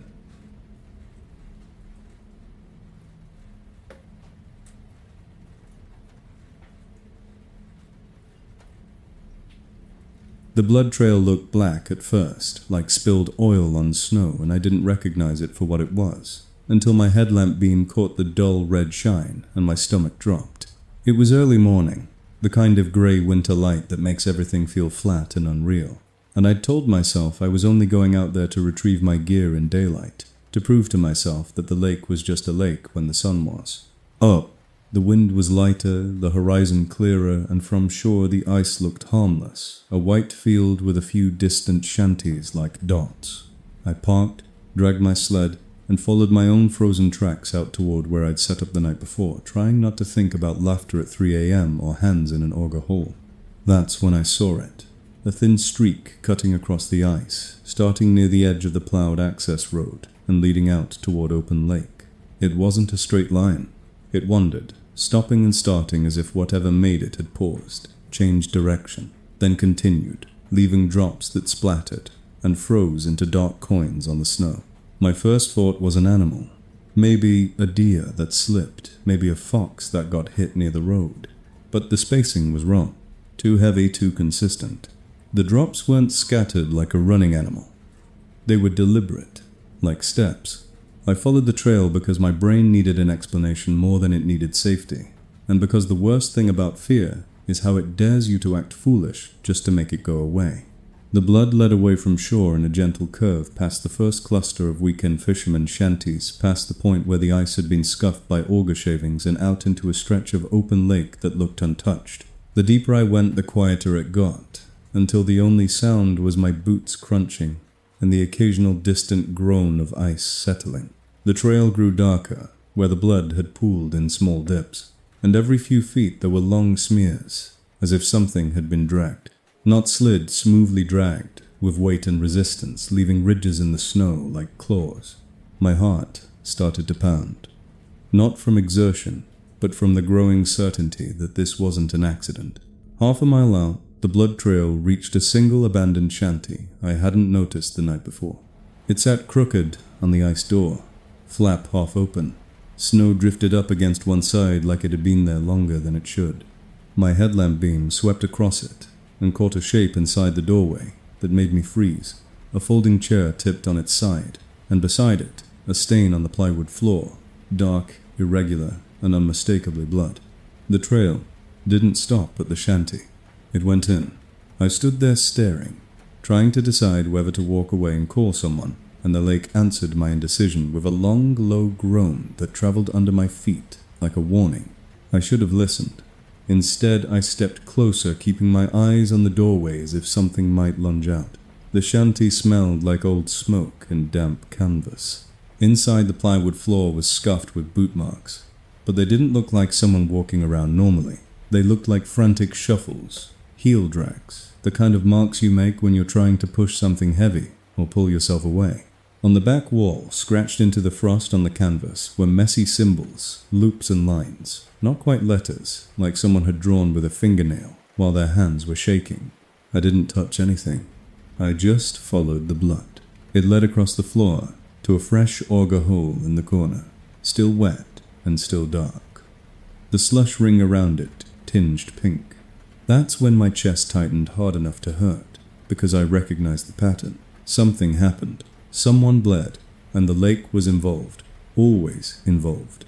I leaned over the hole cautiously and aimed my beam down. The water swallowed the light quickly, but I could see the first foot or two clearly, and there were streaks of red in it, thin wisps drifting like smoke. The blood wasn't only on the ice. It was in the lake. My stomach rolled. I took a step back and noticed the other detail that made my skin go cold. The blood trail didn't continue out of the shanty the way it had come in. There were no bloody footprints leading away. There was only the trail leading to the hole, and then nothing but clean snow. Whatever bled here didn't walk out. It went down. The ice beneath the shanty made a soft knock, a single tap, and I felt it more than I heard it. I backed away from the whole ice, darting to the doorway, to the walls, to the floor. Nothing moved. The shanty was empty. But the air felt wrong, heavy and damp, like standing too close to an open well. I turned to leave and stopped, because there on the snow just outside the doorway was a new drop of blood that hadn't been there a second before. It glistened wetly on the white surface, unfrozen, bright as a warning light. My heart hammered. I stared at the drop, then slowly lifted my gaze to follow the direction it suggested. Another drop appeared 2 feet away. Then another, forming a fresh trail that led away from the abandoned shanty and out onto open ice. The drops were spaced like footsteps, measured and calm, as if something bleeding was walking normally and taking its time. But there were no footprints, no indentations, just blood appearing on top of undisturbed snow. I backed away, breath hitching, and the new blood trail continued to form ahead of me, one drop at a time, like a path being written in real time. I didn't want to follow it, but my eyes did anyway, drawn to the way it led straight toward my own old tracks, the ones that went back to my shanty site. It was guiding me. I whispered, "No," and my voice sounded small in the empty air. The lake groaned again, lower, closer, and I felt vibration under my boots, as if something large had shifted beneath the ice. The blood drops paused, then resumed faster, now like whoever made them had sensed my hesitation and decided to hurry me along. I ran. Not full sprint, because you don't sprint on ice if you want to stay upright, but fast enough that my breath burned. The blood trail kept ahead of me, always 10 feet away, always just out of reach, leading me like a carrot. And the worst part was that it led me precisely to the spot where my own shanty had sat the night before. Except my shanty wasn't there anymore. The ice was bare, only a rectangle of scuffed snow, my auger shavings, and in the center 2 dark circles, my holes uncovered black water staring up. My sled sat tipped on its side like someone had knocked it over. My chair was gone. My bucket was gone, and around my holes in a perfect ring were small drops of blood, evenly spaced like a clock face, as if someone had walked circles around them while bleeding, and never once left a footprint. I stopped at the edge of the ring, chest heaving. The new blood trail ended at my nearest hole, the last drop hanging right on the rim like a bead. The water below was still, too still. Then a single bubble rose and popped, and with it came that old smell, mud and iron. And I realized the blood wasn't only a warning, it was a message. Something down there had been fed recently, and it was showing me the evidence, the way a cat drops a dead thing at your feet. I took one step back, ready to run for shore, and the ice under my boots made a deep hollow knock that vibrated up my legs. The black water in the hole swirled, once slow and patient, and a fresh smear of red appeared under the surface, drifting upward like a curtain rising. Behind me, somewhere out on the lake, a child laughed softly, and the sound was close enough that I didn't have to turn around to know I wasn't alone.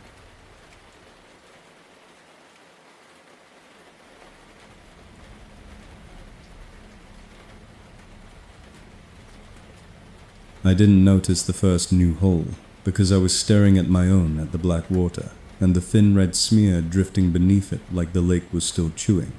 The child's laugh had come from behind me, close enough that the sound seemed to sit on my neck like a hand, but when I turned there was only empty ice and my own tracks leading back towards shore. No footprints besides mine. No snowmobile grooves. No other shanty in sight. Just a flat, white world under a flat, grey sky. I told myself the laugh was wind, whistling through my hood, that I was overtired, that if I just picked up what gear I could and left, the lake would stop playing games with my head. I took one step away from the auger hole, and my boot hit something solid under the snow. I looked down and brushed the powder aside with my glove. The edge of another augered hole stared back at me, perfectly, round, clean, recent, the slush ring still wet. My throat tightened. I hadn't drilled there. I backed up, scanning the ice around me, and that's when I saw the second one, then the third, then the fourth, appearing as my eyes widened their focus, like a camera lens pulling back. They weren't random. They were placed with intention, each hole the same diameter, each rim sharp, each slush pile swept aside in the same direction. I walked a slow circle, heart-hammering, counting without wanting to. 5, 6, 7. The farther I stepped from my original hole, the more of them I saw, like the pattern only revealed itself when you moved. By the time I'd made a full turn, my stomach had sunk to a cold, heavy place, because the truth was undeniable. The holes formed a ring around my spot, a near-perfect circle, with my 2 original holes near the center like eyes inside a larger set of eyes. It looked like someone had taken a compass, set the point on my fishing hole, and walked around it, drilling at equal intervals, marking the ice like a clock face. The snow between holes was mostly undisturbed, which meant whoever did it knew exactly where to step or didn't need to step at all. I stood at the edge of the circle and tried to hear anything besides my own breathing. Far out, someone's engine started for a moment and died, or maybe it was just the ice groaning, but out here sound lies to you. The air smelled clean and sharp, but near the holes there was that faint damp scent of mud and old iron-like breath rising from a basement. I crouched at the nearest hole and aimed my headlamp down even though it was daylight, because the beam gave me a sense of control. The water swallowed the light quickly, but I saw enough to make my skin crawl. The water in this hole wasn't still. It wasn't swirling like a current either. It pulsed faintly, like something large was moving past beneath it, pushing water upward in gentle domes that rose and settled in a slow rhythm. I moved to the next hole. Same pulse. Next hole. Same. I walked the circle, checking each one, and the pulse was everywhere, synchronized as if the lake underneath my feet had become one big lung breathing through multiple mouths. I backed away, trying to put distance between myself and the pattern, and that's when the ice answered with a low, hollow thump directly under the center. A vibration that traveled up through my boots and into my knees. My eyes snapped to my original hole. The black surface swirled, once slow and deliberate, like a pupil turning to follow me. Then one by one, the holes in the ring responded. A soft knock rose from beneath the nearest, then the next, traveling clockwise around me, like someone tapping on doors as they walked past. Knock, knock, knock. It wasn't random. It was a sequence, and the sequence was circling me. I froze, breath trapped in my chest, and listened as the knocks completed the loop and returned to the first hole, again slightly faster, this time the way a game speeds up when the players get excited. My mind tried to rationalize it. Ice shifting pressure ridges, thermal contraction, but the pattern had intention, and intention is what breaks rational explanations. I took 2 quick steps toward the edge of the circle, ready to leave it, and my boot skidded slightly, on a thin sheen of ice I hadn't noticed. I looked down and saw that the snow was wet in a narrow band along the circle, as if water had seeped up through the holes and spread outward, creating a slick ring. It wasn't much, but it was enough to make footing, uncertain enough to make running dangerous. The circle wasn't just a mark, it was a boundary. I stepped back into the center without thinking, and the slick band stayed at my perimeter like the edge of a trap. I forced my legs to move anyway, slow and careful, stepping over the band toward the outside. The moment my boot cleared it, the knocks stopped. Silence fell so hard it rang. I took another step, and a new sound began, faint at first, then unmistakable, the high whine of an auger drilling somewhere out on the lake. My head snapped toward the horizon. The sound didn't come from a single direction. It seemed to hover, as if the drilling noise was carried by the ice itself. Then the drilling stopped, and I heard laughter. Adult laughter this time, muffled, distant, like a group trying to keep it down. I stood still, scanning, and saw nothing but empty white. The laughter faded, replaced by the polite voice I'd started to dread, because it always arrived like a hand smoothing your hair before pushing your head under water. "Nice circle," it said, and the words didn't come from behind or ahead. They came from everywhere, pressed into the air around me. I whispered, "Who are you?" No answer. Instead, the knocks returned, but now they came from 2 sides at once, traveling in opposite directions around the ring, meeting, splitting, meeting, again like 2 hands, drumming a table from different ends. My breath started to come fast. I looked down into my original hole, and saw movement deep under the surface, pale shapes sliding along the underside of the ice, too smooth to be fish, too coordinated to be coincidence. They moved from one hole's shadow to another, passing beneath the ring like something patrolling. I backed away until I was near the center again, and I realized with sick clarity why the circle existed. It wasn't meant to keep me out. It was meant to keep something in, to create a perimeter of access points, a way for whatever lived under the ice to surround the warm pocket where a lone fisherman stood breathing and panicking. I swallowed hard and forced myself to step toward the edge again to leave the center. The moment I did, a loud crack ran under my feet like a zipper being torn open, and the slick band of wet ice at the circle's edge widened by an inch, as if the lake had exhaled warm water just enough to make my boundary more treacherous. I stopped. The ice beneath the nearest ring hole bulged upward in a slow dome, then settled like something pressing its shoulder against the underside to test thickness. Another bulge rose beneath the next hole, then the next, as if a large body was moving around the circle, pushing up at each opening in sequence. My mouth went dry. The polite voice murmured, almost tender, "Don't step out." I stared at the horizon, at the blankness, where shore was a dark line too far away, and I understood the simplest, ugliest truth. If I tried to run, I could fall. If I fell, the circle would be right there, waiting holes open like mouths. I turned slowly in place, keeping my eyes on the holes, and that's when I saw what I'd missed at first. Each slush pile wasn't just swept aside. Each one had been shaped, pressed down into a small mound, and on the top of every mound was a single mark, a simple line gouged with something sharp, all pointing inward toward me. Arrows. A ring of arrows pointing to the center, pointing to bait.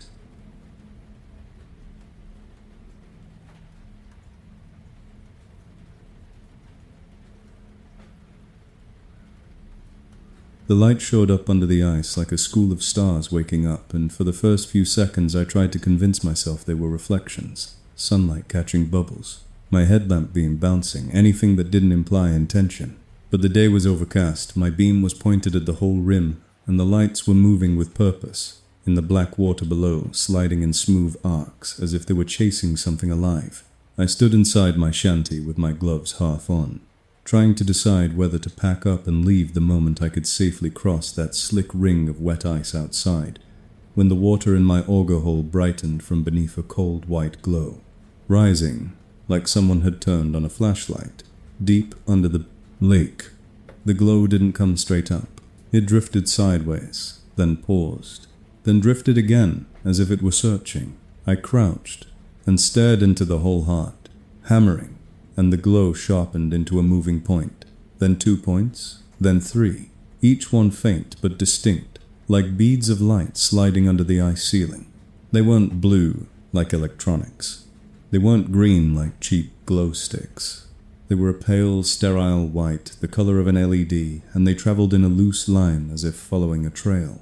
My breath caught, because the only thing down there that should move like that is a fish, and fish don't shine unless you're on an ocean documentary. I backed away from the hole and forced myself to act like a fisherman, not a frightened animal.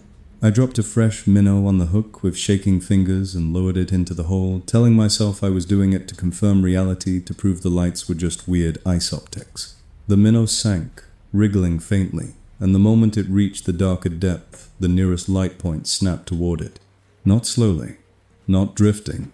It turned like it had eyes and had just seen food.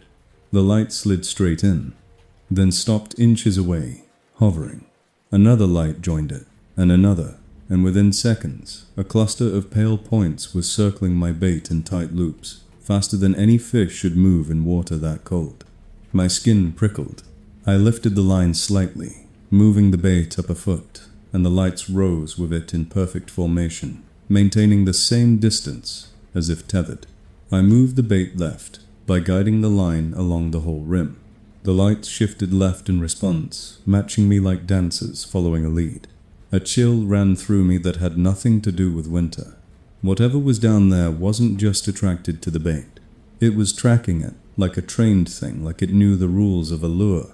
I pulled the bait up quickly and the light surged upward in a sharp rush that made the water swirl and slap the rim. For a split second the glow brightened enough that I saw the outline of something large pass under the hole. A pale curve, like the top of a head or a back, and then it was gone, leaving only the lights circling tighter, frantic. My mouth went dry. I whispered no, and my voice sounded small in the shanty's damp air.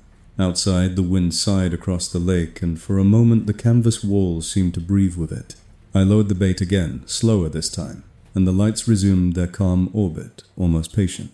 It hit me then, a thought so simple it felt stupid. These weren't lights, like lanterns. They were lures. They were something down there, imitating what it had learned about us, about how fishermen think about how we respond to a glow in dark water. The polite voice, faint and distant, drifted across the ice outside like it was carried on the wind. Pretty, isn't it? I froze. I hadn't heard footsteps. I hadn't heard a zipper. And yet the voice was close enough that the canvas seam near my door fluttered with the consonants. I didn't answer. I focused on the hole because the hole was the only truth I could measure. The lights under the ice changed pattern. They stopped circling and formed a line, then 2 lines, then a ring that mirrored the ring of auger holes outside my shanty. A circle of light, points evenly spaced, pulsing faintly as if breathing. The symmetry made my stomach drop. I tugged my bait up, and the circle tightened, the lights drawing inward, then expanding again like a net, opening and closing. I tried to stand, to step away from the hole, and the moment my shadow crossed the water, the lights beneath it flickered and shifted, climbing upward as if they wanted to stay directly below my body heat. I moved to the other side of the shanty, and the lights followed my shadow, sliding under the ice in a smooth, coordinated drift. They weren't chasing the bait anymore. They were chasing me. I grabbed my lantern and turned it brighter, flooding the shanty with warm light, like that could cancel whatever was below. The water reflected my lantern glow in a dull smear, but the cold white points beneath didn't dim. They held their brightness, stubborn and separate, like a second world refusing to be outshone. I backed toward the door and reached for the zipper pull out of reflex, and the seam tightened, as if someone outside had taken hold of the cord again. My fingers hesitated. The polite voice whispered, almost affectionate, "Don't leave the light." The phrase made my blood run cold because it sounded like instruction and warning at the same time. I turned back to the hole and saw the lights do something that broke the last fragile barrier of rationality in my mind.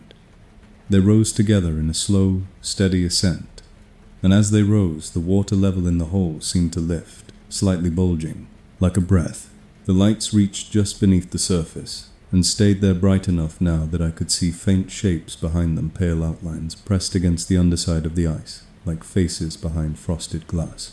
One by one, the points of light shifted position, and I realized they weren't floating freely. They were attached to something, held by something, as if a set of hands below was carrying them. My throat tightened until it hurt. The lights moved closer to the hole rim, and the water trembled, and then a thin beam shot upward through the hole from below, a focused cone that swept across my ceiling and briefly illuminated the inside of the shanty as if I were being scanned. It paused on my hands, on my chest, on my face. My breath fogged in the beam, and the beam lingered on the fog as if measuring it. Outside, faint laughter rippled again, distant and muffled like people enjoying a slow show. I backed away until my spine hit canvas. The lights beneath the ice pulsed faster, and the ring of points tightened, drawing toward the center under my hole. I felt my own fishing line twitch in my fingers, not from a fish bite, but from a gentle pull downward, like someone under the ice had taken hold of the hook and was testing tension. I didn't let go. I should have. I held on because my brain insisted on control, and because fishermen are trained to pull when something pulls back. The tug became steadier, a slow drag, and my line began to slip through my glove. The lights beneath surged in the same direction the line moved, matching the pull like a pack following a lead. The polite voice spoke one last time, softer than ever, close enough that the canvas seemed to carry breath. "Show them," it said. "Show them what you caught." Then, beneath the hole, all the lights snapped off at once, plunging the water into pure black. In that sudden darkness, I felt the line go violently taut, yanking my hands forward, and the lake below answered with a deep, satisfied thump that traveled up through the floorboards like a heartbeat finding its rhythm.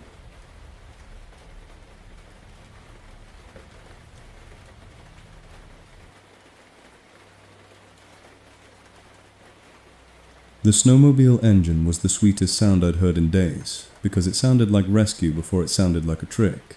It came in, faint at first. A distant mechanical growl carried clean across the flat ice, then grew louder in steady pulses, as if whoever was driving knew exactly where to aim. I was inside my shanty, with my hands still stinging from the last violent tug on my line, lantern flame trembling, and for the first time since this started, my brain offered me a simple story. Someone's out here. Someone will see the shanty. Someone will help. I lunged for the door and grabbed the zipper pull, forgetting the cord, forgetting every time the lake had made a liar out of me. The flap opened with a rush of cold, and the white world snapped into view. Overcast sky and a hard horizon, and there it was. One headlight, low and bright, bouncing slightly as the snowmobile skimmed over windswept ice. It was coming from the direction of shore, fast, purposeful, the headlight beam sweeping the surface like a searchlight. I stepped out and waved my arms, ridiculous and desperate, and my breath burst out in thick clouds. "Hey!" I shouted. "Over here." The engine note didn't change. The snowmobile didn't slow. It kept coming straight toward me, and a part of me tightened with relief, because only a person would drive that directly at a visible shanty, and then brake at the last second. The headlight grew so bright it hurt my eyes, and the beam carved my shanty's shadow long across the ice. I braced for the spray of snow, the crunch of skis, the sudden stop. It never came. 20 yards out, the snowmobile's headlight dipped once, as if it hit a small ridge, then the light winked out. Not turned away. Not blocked. Gone. The engine didn't fade with distance. It cut off cleanly, like someone had pulled the plug on sound itself. Silence slammed down so hard my ears rang. I stood there with my arms half raised, frozen in a wave that had no recipient. I waited for the engine to restart, for the headlight to flicker back on, for a curse, a laugh, anything human. Nothing. Only wind sliding over ice. My stomach turned. I aimed my headlamp at the spot where it had vanished, expecting to see a dark shape, a stalled machine, maybe a driver bent over it. The beam hit empty snow. No snowmobile. No figure. No fresh track line leading away. I walked toward the spot slowly, each step careful, because my body kept insisting the machine would appear again, the moment I looked away. The ice was flat, undisturbed, except for the faint scuff of my own footprints and the wind-swept grain of powder. Then I saw the tracks, 2 clean ski grooves, and the churned rear track line coming straight toward me, sharp and recent, like they'd been stamped into soft snow seconds ago. They ended at a perfect point, not in a curve, not in a slow stop, but abruptly, as if the machine had been lifted vertically off the ice in one motion. I stared at the end of the tracks, until my eyes watered. The grooves didn't fade. They didn't continue. They just stopped, like a sentence cut off mid-word. I crouched and ran my glove over the churned snow at the track line's end. It was still loose, not crusted. Whatever had made those tracks had been here moments earlier. My breath came faster. I stood and scanned the horizon again. Empty. The lake looked too wide, too clean, like a stage, after the actors have left. My headlamp beam swept in circles, searching for any other sign. A cigarette, ember, a reflective stripe, anything. Nothing. Then, right at the end of the tracks, my light caught a small object half buried in powder. A helmet visor. Clear plastic, scratched, rimmed with black rubber. I picked it up with numb fingers, and felt something wet on the inside, a smear that smelled faintly metallic. My stomach clenched because it wasn't snowmelt. It was blood-thin and fresh, the kind that doesn't freeze immediately if it's still warm when it hits cold air. I dropped the visor like it burned me. I took a step back, and the ice beneath my boot made a soft, hollow knock, gentle as a reminder. The sound traveled up my leg. I froze and listened. Another knock came slightly to my left, then another slightly to my right, as if something under the ice was moving in a slow arc around the end of the tracks, tapping as it went. I backed away, eyes locked on the blank surface, trying to spot any crack line, any weak spot. The knocks continued 3 in a row, evenly spaced, and then stopped. Silence again. I forced my legs to carry me back toward my shanty, because standing out in the open felt like standing in the center of a target. Halfway back, I glanced over my shoulder and saw it far out on the lake, a headlight again, dim and distant, moving laterally across the horizon like a snowmobile cruising at speed. Relief hit my chest so hard it almost made me stumble. "Hey!" I shouted again, and my voice sounded too loud in the open air. The light paused, then began moving toward me, slow at first, then faster, the way a driver accelerates after spotting a landmark. I stood still and watched it approach, trying to keep my mind from filling in details that weren't there.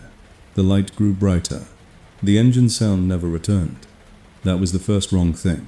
The second wrong thing was the way the headlight beam didn't bounce with terrain.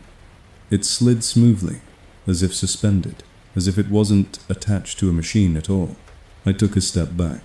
The light kept coming silent and steady, and as it drew nearer, I realized it wasn't one light anymore. It was 2 pale points, side by side, then 3, then a small cluster hovering low over the ice, like a moving constellation. My throat tightened. The cluster slowed 10 yards away from me, and hovered cold white points hanging in the air at knee height, bright enough to make my shadow stretch toward my shanty. Nobody. No machine. Just lights. I backed up again, and the lights matched my movement, maintaining the same distance like a trained animal on a leash. My breath hitched. I turned and ran for the shanty boots, slipping slightly, and behind me the lights followed without sound, gliding over the surface, with the same smooth coordination I'd seen under the ice. I reached the door and yanked it open, stumbling inside and slammed the flap shut behind me. The lantern shook. The heater hissed. My hands fumbled at the zipper, as if speed could turn canvas into a vault.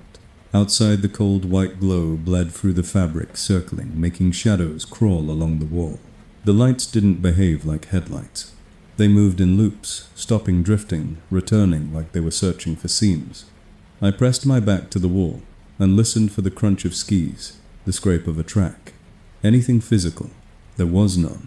Only the faintest tapping on the ice beneath my floorboards. Slow, patient traveling from one side of the shanty to the other, as if something below was keeping pace with the lights above. I closed my eyes for a second and saw those tracks ending abruptly, the visor smeared with blood. And I understood the lake hadn't offered me rescue. It had offered me proof.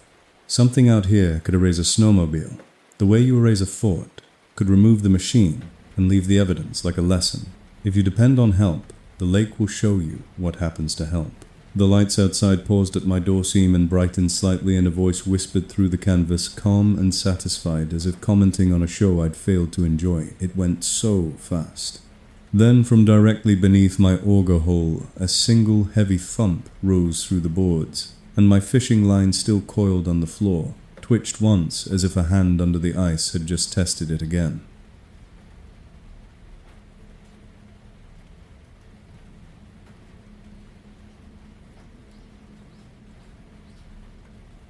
The knocking began like a question, gentle and spaced out, the kind of sound you make when you're not sure anyone is home. And that's what scared me most, because it carried manners. One knock from below the ice, a pause, then another, and then a third, each one traveling up through the floorboards and into my ribs, like someone tapping from a basement ceiling. I stood inside my shanty with the lantern turned low because light felt like an invitation now, and I tried to pretend the knocks were just ice settling, pressure, shifting, physics, doing what physics does. But pressure doesn't knock in sets of three. Pressure doesn't wait for your breathing to slow before it knocks again.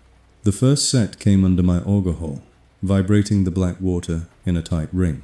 The second set came under my cot, making the metal legs tremble, faintly, as if something had bumped them from below. The third set came under the door seam, like whatever was under the ice had walked to the edge of my shelter and knocked from the outside. My throat went dry. I didn't move. I just listened, because listening had become my only defense, and because part of me still wanted the knocks to mean someone trapped down there, someone human, someone who needed help. That hope is the most dangerous thing on a frozen lake. I crouched and put my palm flat on the plywood near the hole. The wood felt cold, but beneath that cold I felt a faint pulse, like water moving against ice. The knocks came again, closer together now, and I realized the rhythm wasn't random. It matched the pace of my heart when I tried to stay calm. When my heartbeat sped up, the knocks sped up. When I forced myself to breathe slowly, the knocks slowed to match. It was mirroring me. It was learning me. I stood and backed away, and my boot scraped the floor. Immediately the knock shifted to follow that scrape, repeating it. 2 quick taps, a pause. Then another quick tap, like something trying to mimic the sound I'd just made practicing. My skin prickled. "Stop," I said, and my voice sounded ridiculous in the small box. The knocks stopped instantly, as if obeying. The silence lasted long enough that hope tried to sneak back in, and then the knocks resumed, but now they weren't under the floor. They were on the ice itself, outside the shanty, a soft rapping that traveled along the perimeter, like someone walking around and tapping the ice with knuckles. Tap, tap, tap. Moving clockwise.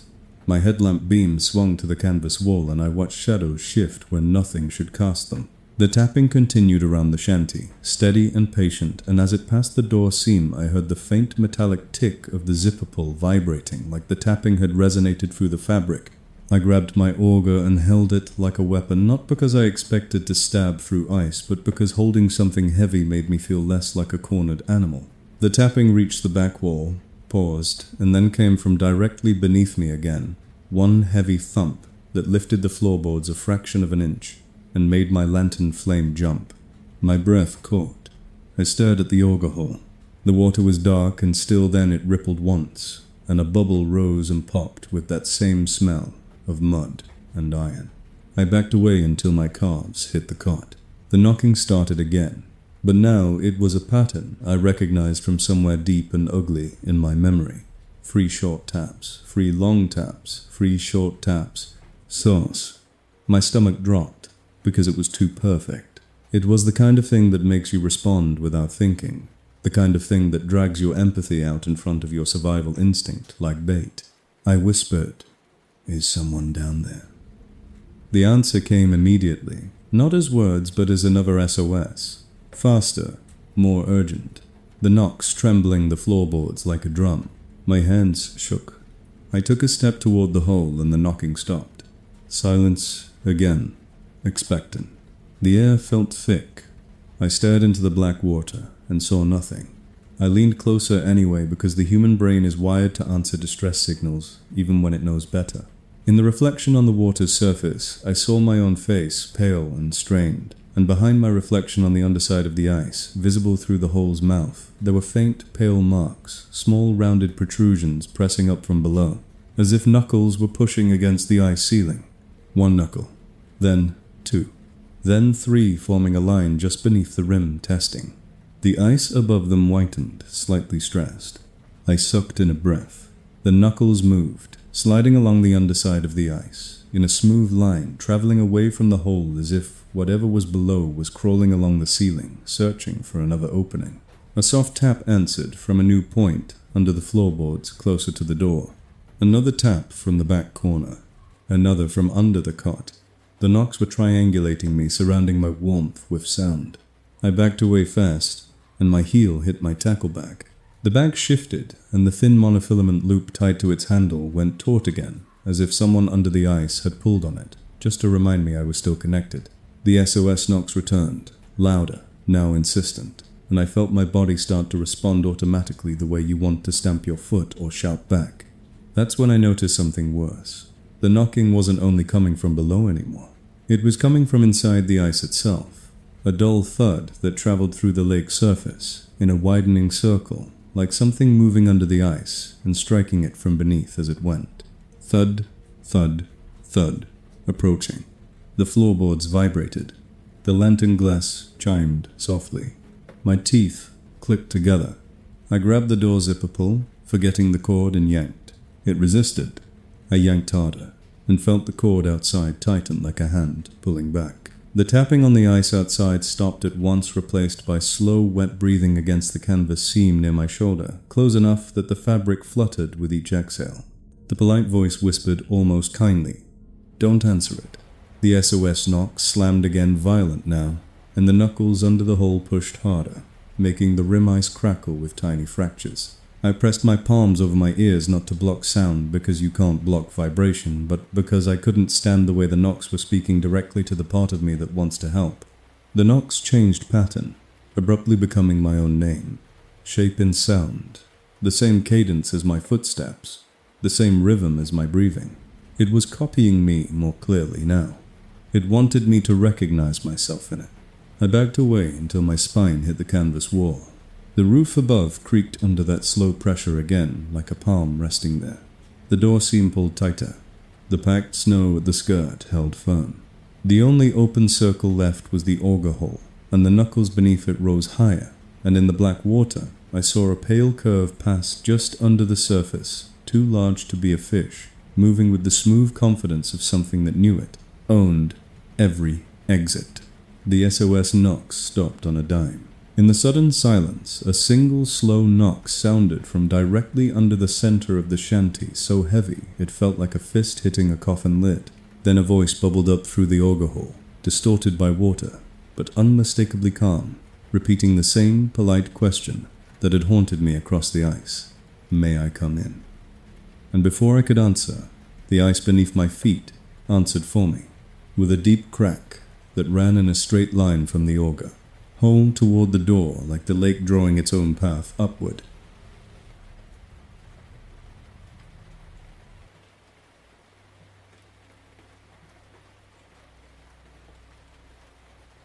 The whiteout hit like someone had erased the world with a dirty hand, and the scariest part wasn't the snow, it was how quickly my brain stopped believing in distance. 1 minute I could see the dark smear of shoreline and the faint geometry of my own tracks, and the next minute the horizon vanished, The sky dropped to meet the ice, and everything became the same shade of blank. I had been inside my shanty when the crack ran from the auger hole toward the door, like a sentence finishing itself. And I'd made a decision that felt less like courage and more like refusal. I wasn't going to die in a box I dragged onto a crease. Lake. I killed the propane, grabbed my sled rope, my headlamp, and the auger like it could turn into a staff. Then I carved at the packed snow under the skirt until I could shove my shoulders through and crawl out into the open. The moment cold air hit my face, I expected relief, but relief doesn't live out there. It only changes shape. Wind slammed into me from the northwest, hard enough to steal my breath, and loose snow skated across the ice in thin sheets that made the surface look like it was moving. I found my truck direction by memory shoreline at my back access road to my left and started walking fast, pulling the sled behind me, keeping my head down like the wind was a physical thing I could lean into. At first, it was just miserable winter, the kind you can outlast if you keep moving. Then the light changed. The gray thickened and turned milky, and the air filled with tiny sharp pellets that stung any exposed skin. My headlamp beam stopped reaching. It didn't illuminate the storm so much as show me how much storm there was. I looked back once because a human part of me wanted to see my shanty shrinking behind me like a mistake. I was leaving, and I couldn't. It was gone, not hidden by distance, gone behind a curtain of white that closed in less than a minute. That's when disorientation started, not as panic, but as a quiet betrayal.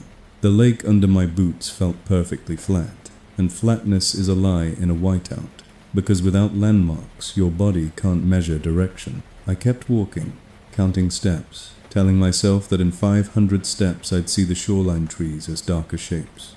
Then in another 100 I'd see my truck's outline, then warmth, then keys, then engine. I got to 500 and saw nothing.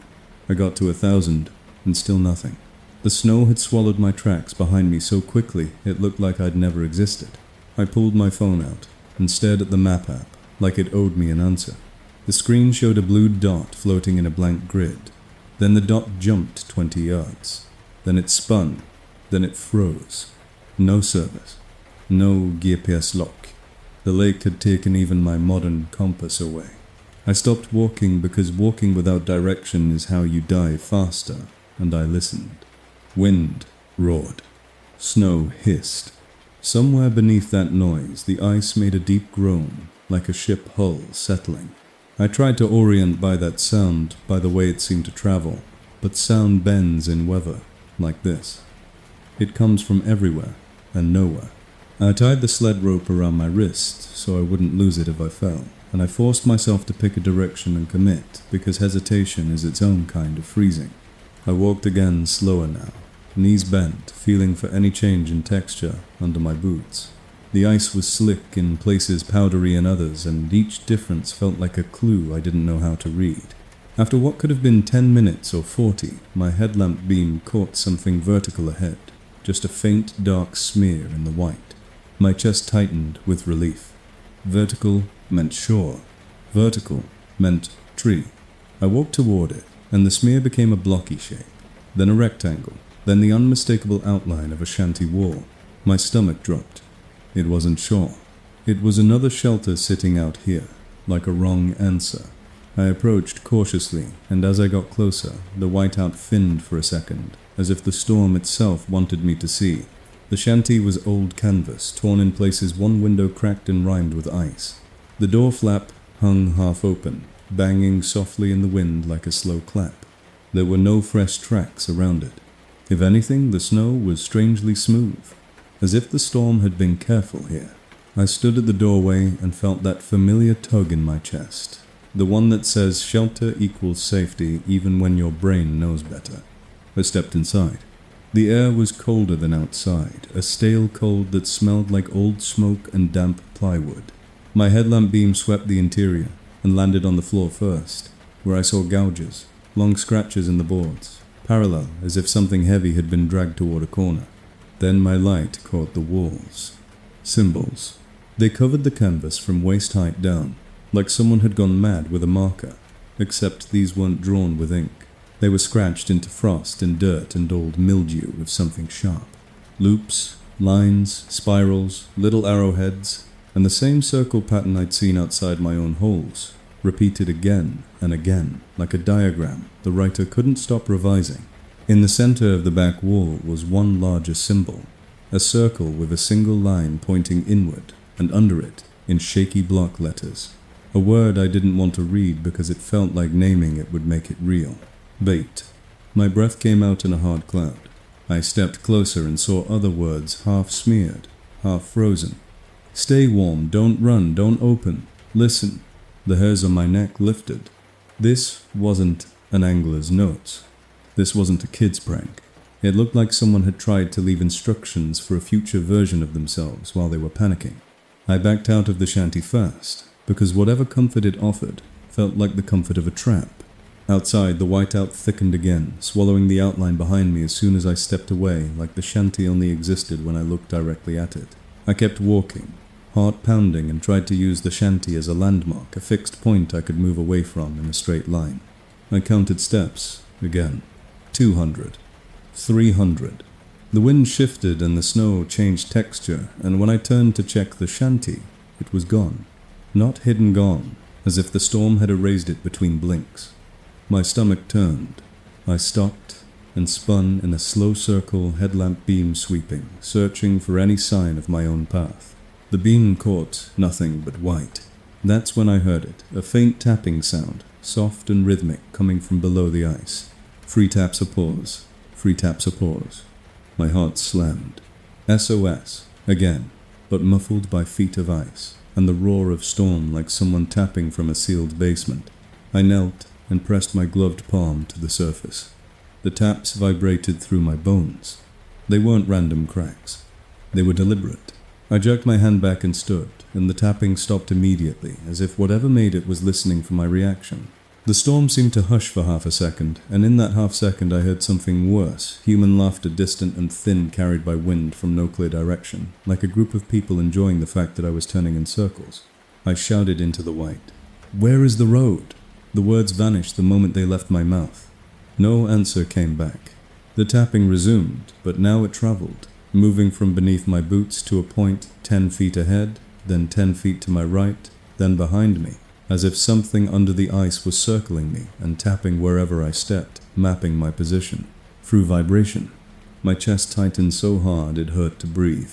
I started walking again, because standing still felt like agreeing to be surrounded. I tried to walk toward where I thought shore should be, but the whiteout made every direction feel identical, and after a few minutes I realized my sled rope was pulling at a slightly different angle, not trailing straight behind me, but drifting off to the side as wind pushed it. That tiny change was enough to make me doubt everything. I stopped, took the rope off my wrist and tied it to the auger handle, then dragged the auger behind me like a tail to leave a physical line in the snow. The storm erased it almost immediately, but for a few feet it existed, and that gave me something to look at, besides nothing. Then my headlamp beam caught another vertical smear ahead. I swore under my breath, angry now, because I didn't want another shanty, another false landmark. But as I approached, the smear became something else, a line of trees, dark and uneven, rising out of the white. Shore. Real shore. Relief hit so hard, my knees went weak. I staggered toward it, and as I got closer, the wind shifted again, and the whiteout thinned just enough for me to see my truck's outline near the access road. A dark block with snow piled against its tires. I ran the last 20 yards, slipping, half, falling, and slapped my hand against the driver's door, like the truck was a living thing I needed to wake. The key fob in my pocket felt like a miracle. I yanked the door open and climbed in, shaking so hard my teeth chattered. The cab smelled like old coffee and rubber, and safety. I jammed the key in, turned it, and the engine coughed once, then died. Panic flared. I turned it again. The engine coughed, again weaker. Dead battery. Of course. I laughed once, a short, ugly sound, because it was so perfectly cruel. Outside, the storm pressed against the windows, and my own headlamp beam reflected back at me like a trapped eye. I reached for the jumper pack in my glove box, and found empty space. I'd taken it out last week to charge it, and never put it back. My hands went numb, not from cold now, but from that sinking certainty that the lake didn't need to hold me on the ice, to keep me. It just needed to make sure every way out failed in sequence. I sat there breathing fog onto the windshield, listening. Wind roared. Snow hissed. And then, faint, but unmistakable, I heard 3 slow taps on the underside of my truck, as if something beneath the ice had followed me right up to shore and was still knocking, still asking politely, still patient enough to wait until the storm finished, erasing everything I thought could save me.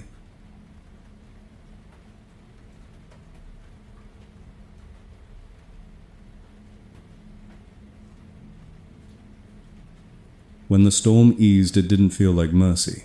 It felt like the lake giving me back visibility so I could understand what it had arranged while I couldn't see. The whiteout faded into heavy flurries, then into a flat grey calm that made the world look scrubbed clean, and I sat in my dead truck for a long time with my forehead against the steering wheel, listening for any sound that wasn't my own, breathing. No more taps. No laughter. No polite voice. Just the faint ping of cooling metal and the distant groan of ice settling as temperature shifted. I told myself to stay put until another vehicle came, because in daylight near the access road people eventually show up. Then my eyes drifted to the snow just beyond my hood, and I saw something that pulled me upright so fast my neck hurt a line in the snow, perfectly straight like a cord had been dragged along the surface. It ran from the passenger side of my truck out toward the lake, disappearing into the open white. It hadn't been there when I staggered in during the storm. I would have seen it. It was fresh. I pushed the door open and climbed out boots, crunching, and followed the line with my eyes. It wasn't a tire track. It wasn't a footprint. It was a shallow groove, as if something thin and taut had been pulled across the snow under tension. At the edge of the access road, the groove became a clear imprint of rope-twisted pattern visible, and then it continued out onto the ice, toward where my shanty had been. My stomach tightened because I recognized that twisted pattern. It matched the rope I'd tied to my auger handle to try to leave a trail in the storm. That rope was in my truck, now coiled at my feet because I'd brought the auger back with me when I ran. I looked down. The coil was there, but the end was missing. The rope had been cut cleanly, and the loose end led out through the crack of the door seal, like something had pulled it from the inside of the cab. Cold crept up my spine. I stared at the door seam, then at the groove leading toward the lake, and I understood with a sick twist that someone had been close enough to my truck to take the end of my rope while I sat inside shaking, and I hadn't heard a thing. The groove in the snow wasn't an accident. It was a leash line laid out for me to follow. My first instinct was to ignore it.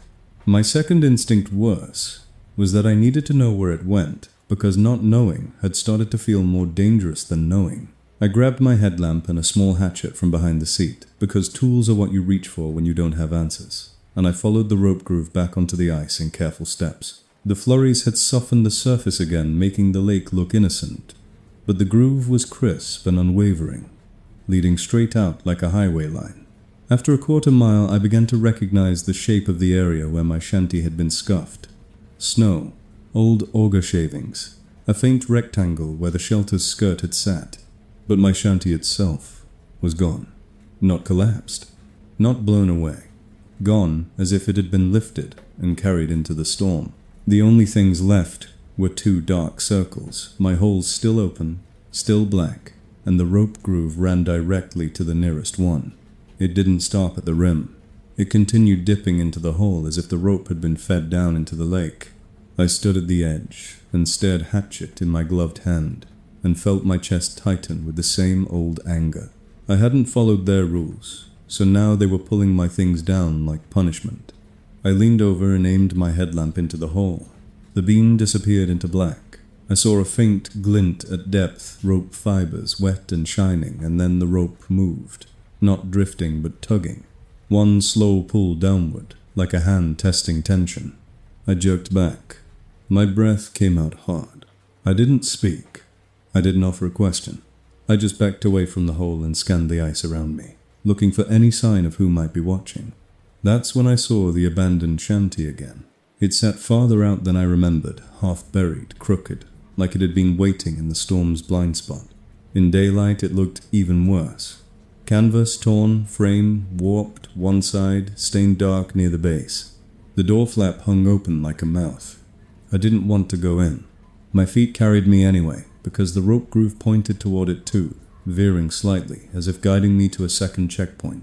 As I approached, I noticed something that made my stomach flip. There were no footprints around it, but the snow was disturbed in smooth arcs, as if something heavy had slid in a circle near the shelter, polishing the surface.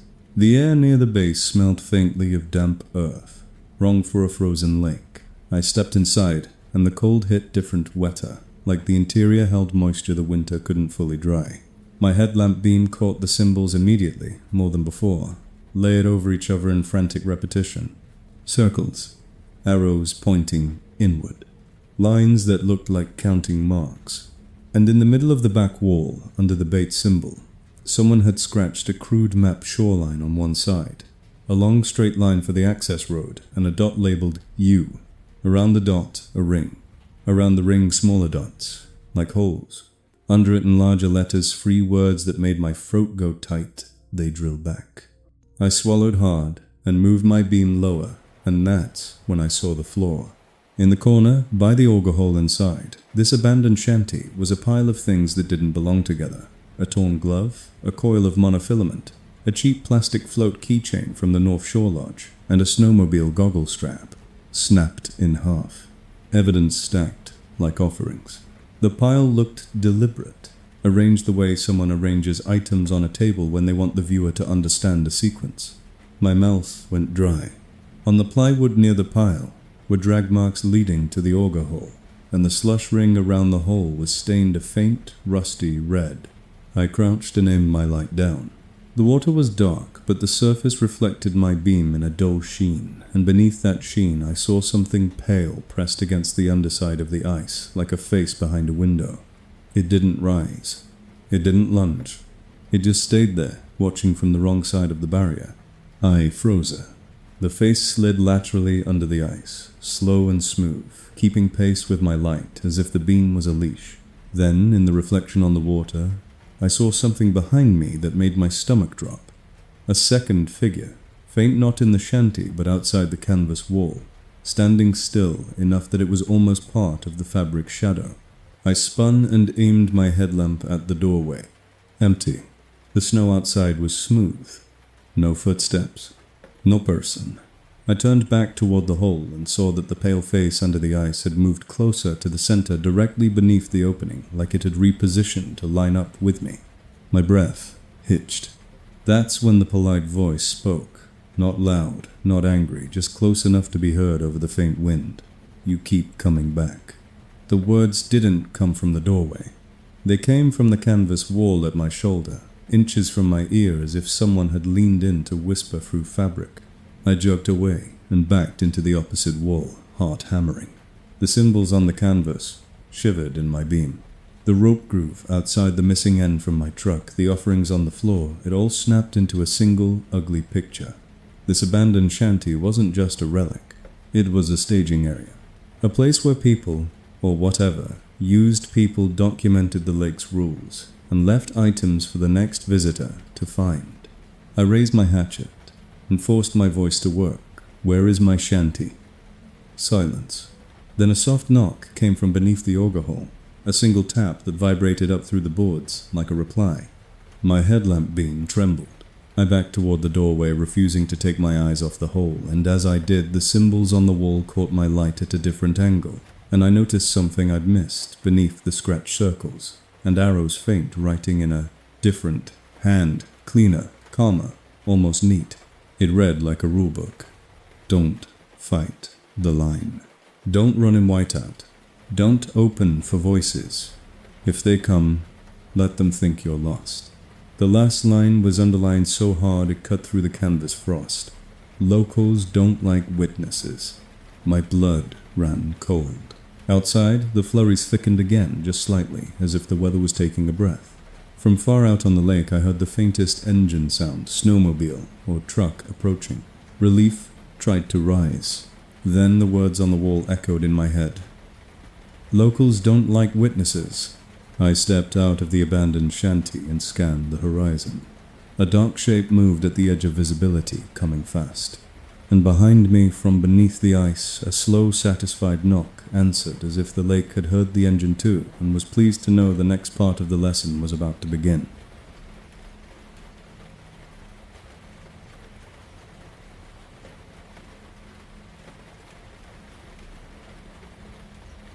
They showed up like a moving wall of headlights, and the first thing I felt wasn't relief. It was the instinctive dread of being found by the wrong people in the wrong place. The engines rolled in from the access road, in a staggered line, snowmobiles first, then a pickup truck creeping out onto the ice with the calm confidence of someone who knew every pressure ridge and weak seam by memory.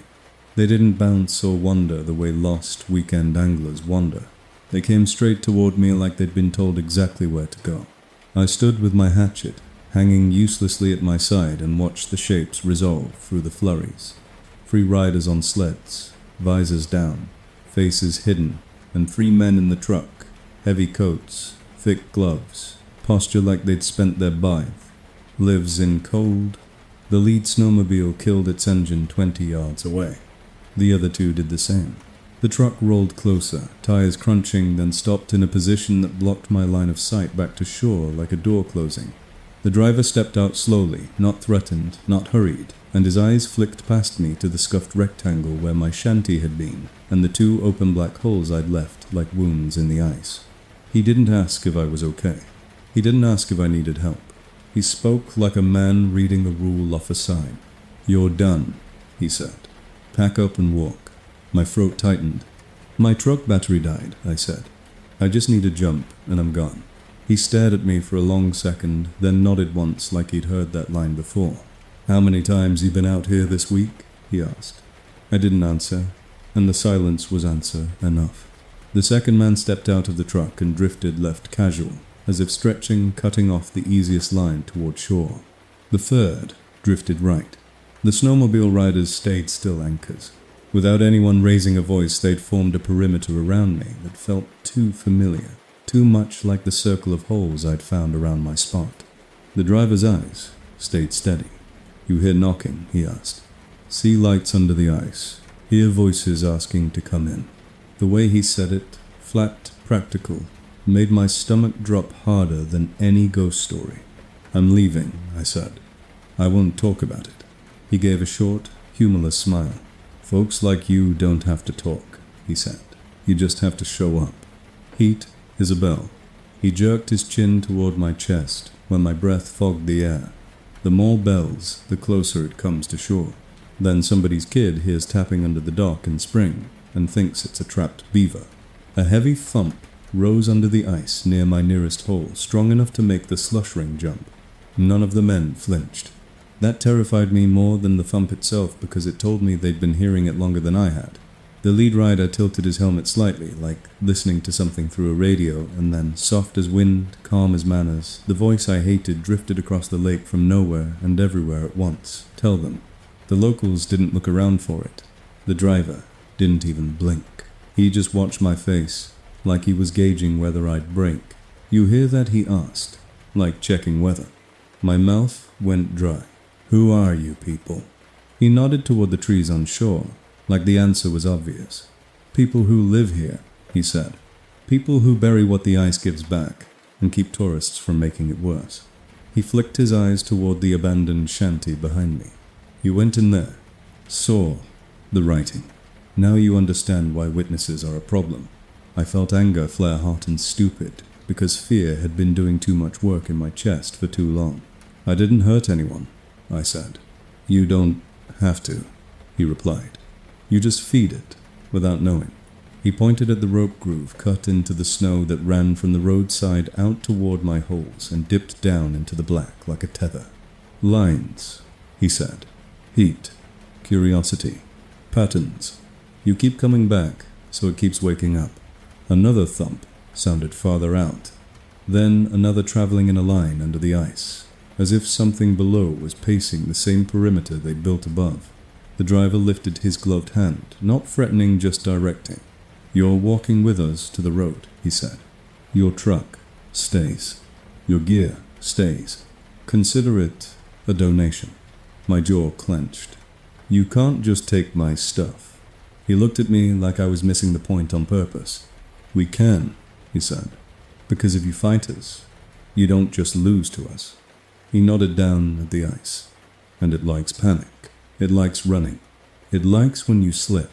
As if answering him, a cold white point flickered under the surface of my nearest hole, like an eye opening, then slid away in a smooth arc beneath the ice. One of the men murmured not to me but to the lake. Not today the way you talk to a dog you're training. The driver stepped closer until I could smell tobacco and wet wool. Here's what happens next, he said quietly. You walk. You don't look back. You don't come back. You tell yourself you imagined everything. And when you feel the itch to prove it wasn't real, you remember this moment, and you don't scratch it. The snowmobile engines started one by one, surrounding me with noise and exhaust. The truck rolled forward a few feet, forcing my body to move, even if my mind lagged. I walked because the math was simple. Open ice, dead truck behind me, and a ring of locals who weren't afraid of what lived under the surface. The lead rider paced me on my right, with his headlight just off my shoulder, so my shadow stretched ahead like a leash. Another paced my left close enough that the heat from his engine felt like a pressure at my ribs. Behind us, the knocks followed under the ice in a steady line matching our pace, like footsteps in a hallway below a ceiling. I made the mistake of glancing back once and the driver's voice cut through the engine noise immediately. Don't. I forced my eyes forward. If you stop, it thinks you're ready. The man beside the truck said almost to himself, if you run it, thinks you're food. We reached the plowed lane near shore, and the wind shifted carrying road exhaust and the faint promise of human normal. I started to breathe again, then the driver stopped me with a small lift of his hand. Keys, he said. I stared. The second man held up my key fob in his gloved fist like a coin. My stomach dropped because I hadn't even felt it leave my pocket. We keep these, the driver said, until the itch passes. The polite voice drifted across the ice, one last time, soft and pleased, good bell. The driver's eyes hardened, but his voice stayed steady. Ignore it, he told me, and then, as if he was speaking to the lake itself, he added under his breath, don't give it another bell. The truck door opened. The space between the snowmobiles narrowed, like rails. I climbed in because there was nowhere else to step that didn't feel like stepping toward a hole. As the pickup turned back toward shore, I watched the lake through the rear window and saw the rope groove near the plowed lane twitch once, subtle as a pulse, like something under the ice had followed my line all the way to the edge and was testing whether I'd come back for it.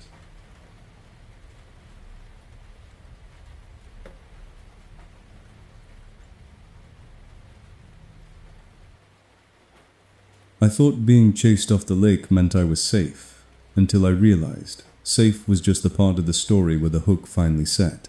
2 days after the locals took my keys, I drove back in daylight with a spare fob and a jump pack, telling myself I would grab my truck, keep my head down, and never step onto that ice again. The access road was plowed, the sky was clear, and other vehicles were parked in the lot like any normal winter weekend. That normality was the most dangerous thing, because it made my brain want to believe the last week had been exhaustion and wind and paranoia. I walked to where my truck had been, and found the spot empty. Nothing but tire prints, half filled with snow, like a memory fading. My stomach dropped. I stood there turning in a slow circle looking for some sign it had been towed, looking for an explanation that didn't involve the lake, choosing to keep what I brought. That's when a pickup rolled into the lot and stopped at an angle that blocked my car. The same 3 men stepped out, same heavy coats, same tired eyes, and behind them a snowmobile trailer rattled as another truck pulled in. The driver, the one who'd called my breath a bell, didn't waste time.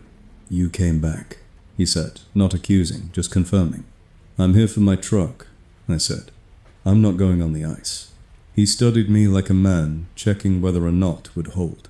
Your truck's not yours anymore, he said. Neither is what you saw. I felt anger flare again, but underneath it was something worse, a sinking clarity that they hadn't been improvising. They'd been managing me. What is it? I asked. What's under there? The driver glanced at the other vehicles in the lot, the families, the weekend anglers unloading buckets and chairs. His voice dropped. It's old, he said, and it learned. He nodded toward the lake. It learned light, It learned lines. It learned that warm things come out on the ice alone and stare into holes like they're staring into a mirror. My mouth went dry. "So you chase people off," I said. "You threaten them." He shook his head once. "We redirect," he said. "We keep it out, away from shore. We keep it biting where it won't take somebody's kid." He took a step closer. "You want the truth. People like you are the easiest tool we have, because you don't think you're part of anything. You think you're just fishing." My chest tightened. Tool for what? The driver's eyes flicked toward the lake again, and for a heartbeat the wind shifted, and I swore I heard faint and polite the same question I'd heard in canvas and ice. "May I come in?" The driver's jaw clenched like he'd heard. "Et tu?" "Bait," he said, and he didn't say it with cruelty. He said it like a mechanic naming a part. "Not because we want you dead. Because we need it to follow the bell, away from town." My stomach turned. "You let it pull on people." The second man spoke for the first time, voice low. "It doesn't like crowds," he said. "Too many eyes. Too many variables. It likes one warm body, one hole, one line it can control." He nodded at my hands, at the way they were still half-curled, like I expected tension. "It likes people who pull back." I backed up a step and felt the locked gravel under my boots instead of ice, and for a second that grounded me, until the driver pointed behind me to the edge of the trees where the shoreline met the first sheet of frozen white. "Come look," he said. "From shore.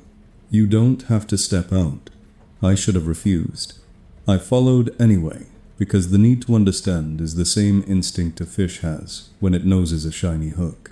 We walked to a spot where the lake opened wide, and the driver pointed.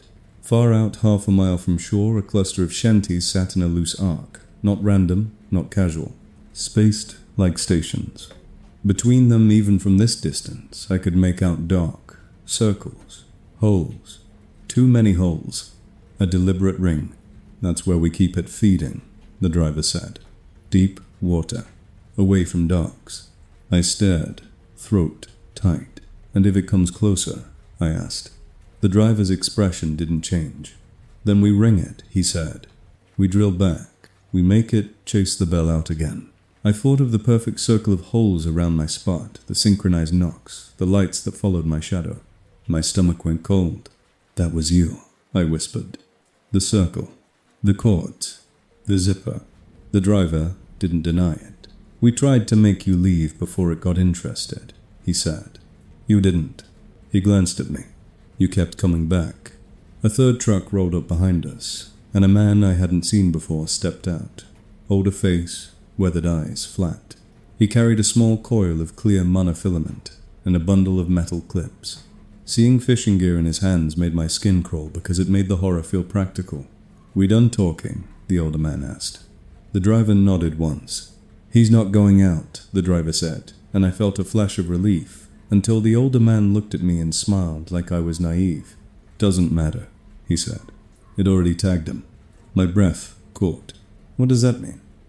The older man stepped close and pointed at my jacket hem. I looked down and my stomach dropped. A thin, clear filament looped through the fabric near the pocket seam, so fine I wouldn't have seen it unless the light hit it right. A loop and a knot, neat and practiced, like someone had tied it with gloves on. My heart hammered. I didn't. I started, then stopped, because I remembered the weird tug at my tackle bag, the tension on lines when I wasn't holding them, the rope groove moving like a pulse. The driver's voice stayed steady. "When you pull a line long enough," he said, "you don't just hook what's under the ice. Sometimes it hooks you back." I grabbed at the filament and it tightened instantly, not from my fingers, but from a gentle pull that seemed to come from nowhere, drawing the line taut for 1 sick second, like it had weight on the far end. The older man caught my wrist before I could yank. "Don't fight it," he said sharply. "That's how it learns you're still ringing." The wind moved across the lake, and for the first time in daylight, I heard it clearly, a deep, hollow knock far out under the ice, like someone tapping a table to get attention. Then another. Then a traveling series, as if something beneath the surface was turning its head towards shore, following the idea of me the way it had followed my bait. The driver stepped between me and the ice, blocking my view like a shield. "This is why we don't like witnesses," he said. "Witnesses bring more bells, and bells bring it closer." My voice came out hoarse. So, what do I do? The driver held my gaze. You leave, he said. You go far from this water. You stop fishing ice for a long time. You stop pulling on things you can't see. The older man leaned in, eyes hard. And you cut that loop the right way, he said. He reached into his pocket and produced small cutters, then hesitated, listening, like he was timing something. The knocks under the lake grew faster for a moment, then slowed like a big body settling. The older man clipped the filament close to my jacket seam without letting it snap. Back then wrapped the loose end around his gloved fingers like it still mattered. The pull vanished immediately, and the relief that flooded me was so strong it almost made my knees weak until I saw the older man's glove. The filament in his hand wasn't slack. It was gently tight, like it was still connected to something far out under the ice, something patient enough to hold tension without jerking. The driver noticed my stare. You see now, he said softly. It doesn't need you on the ice. It just needs you to be a bell. I backed away from the shoreline and felt gravel again, solid ground, and I wanted to believe that meant I'd won. Then the polite voice drifted across the wind, not from the lake, not from the men, but from a place that felt uncomfortably close to my own breathing. Thank you. The driver's face tightened like he'd heard it too. Go, he said, suddenly urgent. No, I didn't argue. I walked fast back to my car, hands shaking, and drove, until the lake was a smear behind me, and the trees became unfamiliar. That night, safe in my apartment, I stood in the bathroom staring at my jacket seam where the loop had been and tried to laugh at myself for shaking. The laugh died when I heard a soft, deliberate tapping under the porcelain tub, 3 slow knocks, spaced like manners. And then from the drain, where water disappeared into darkness, a whisper rose thin and patient, asking the same question that had started all of this on the ice. May I come in?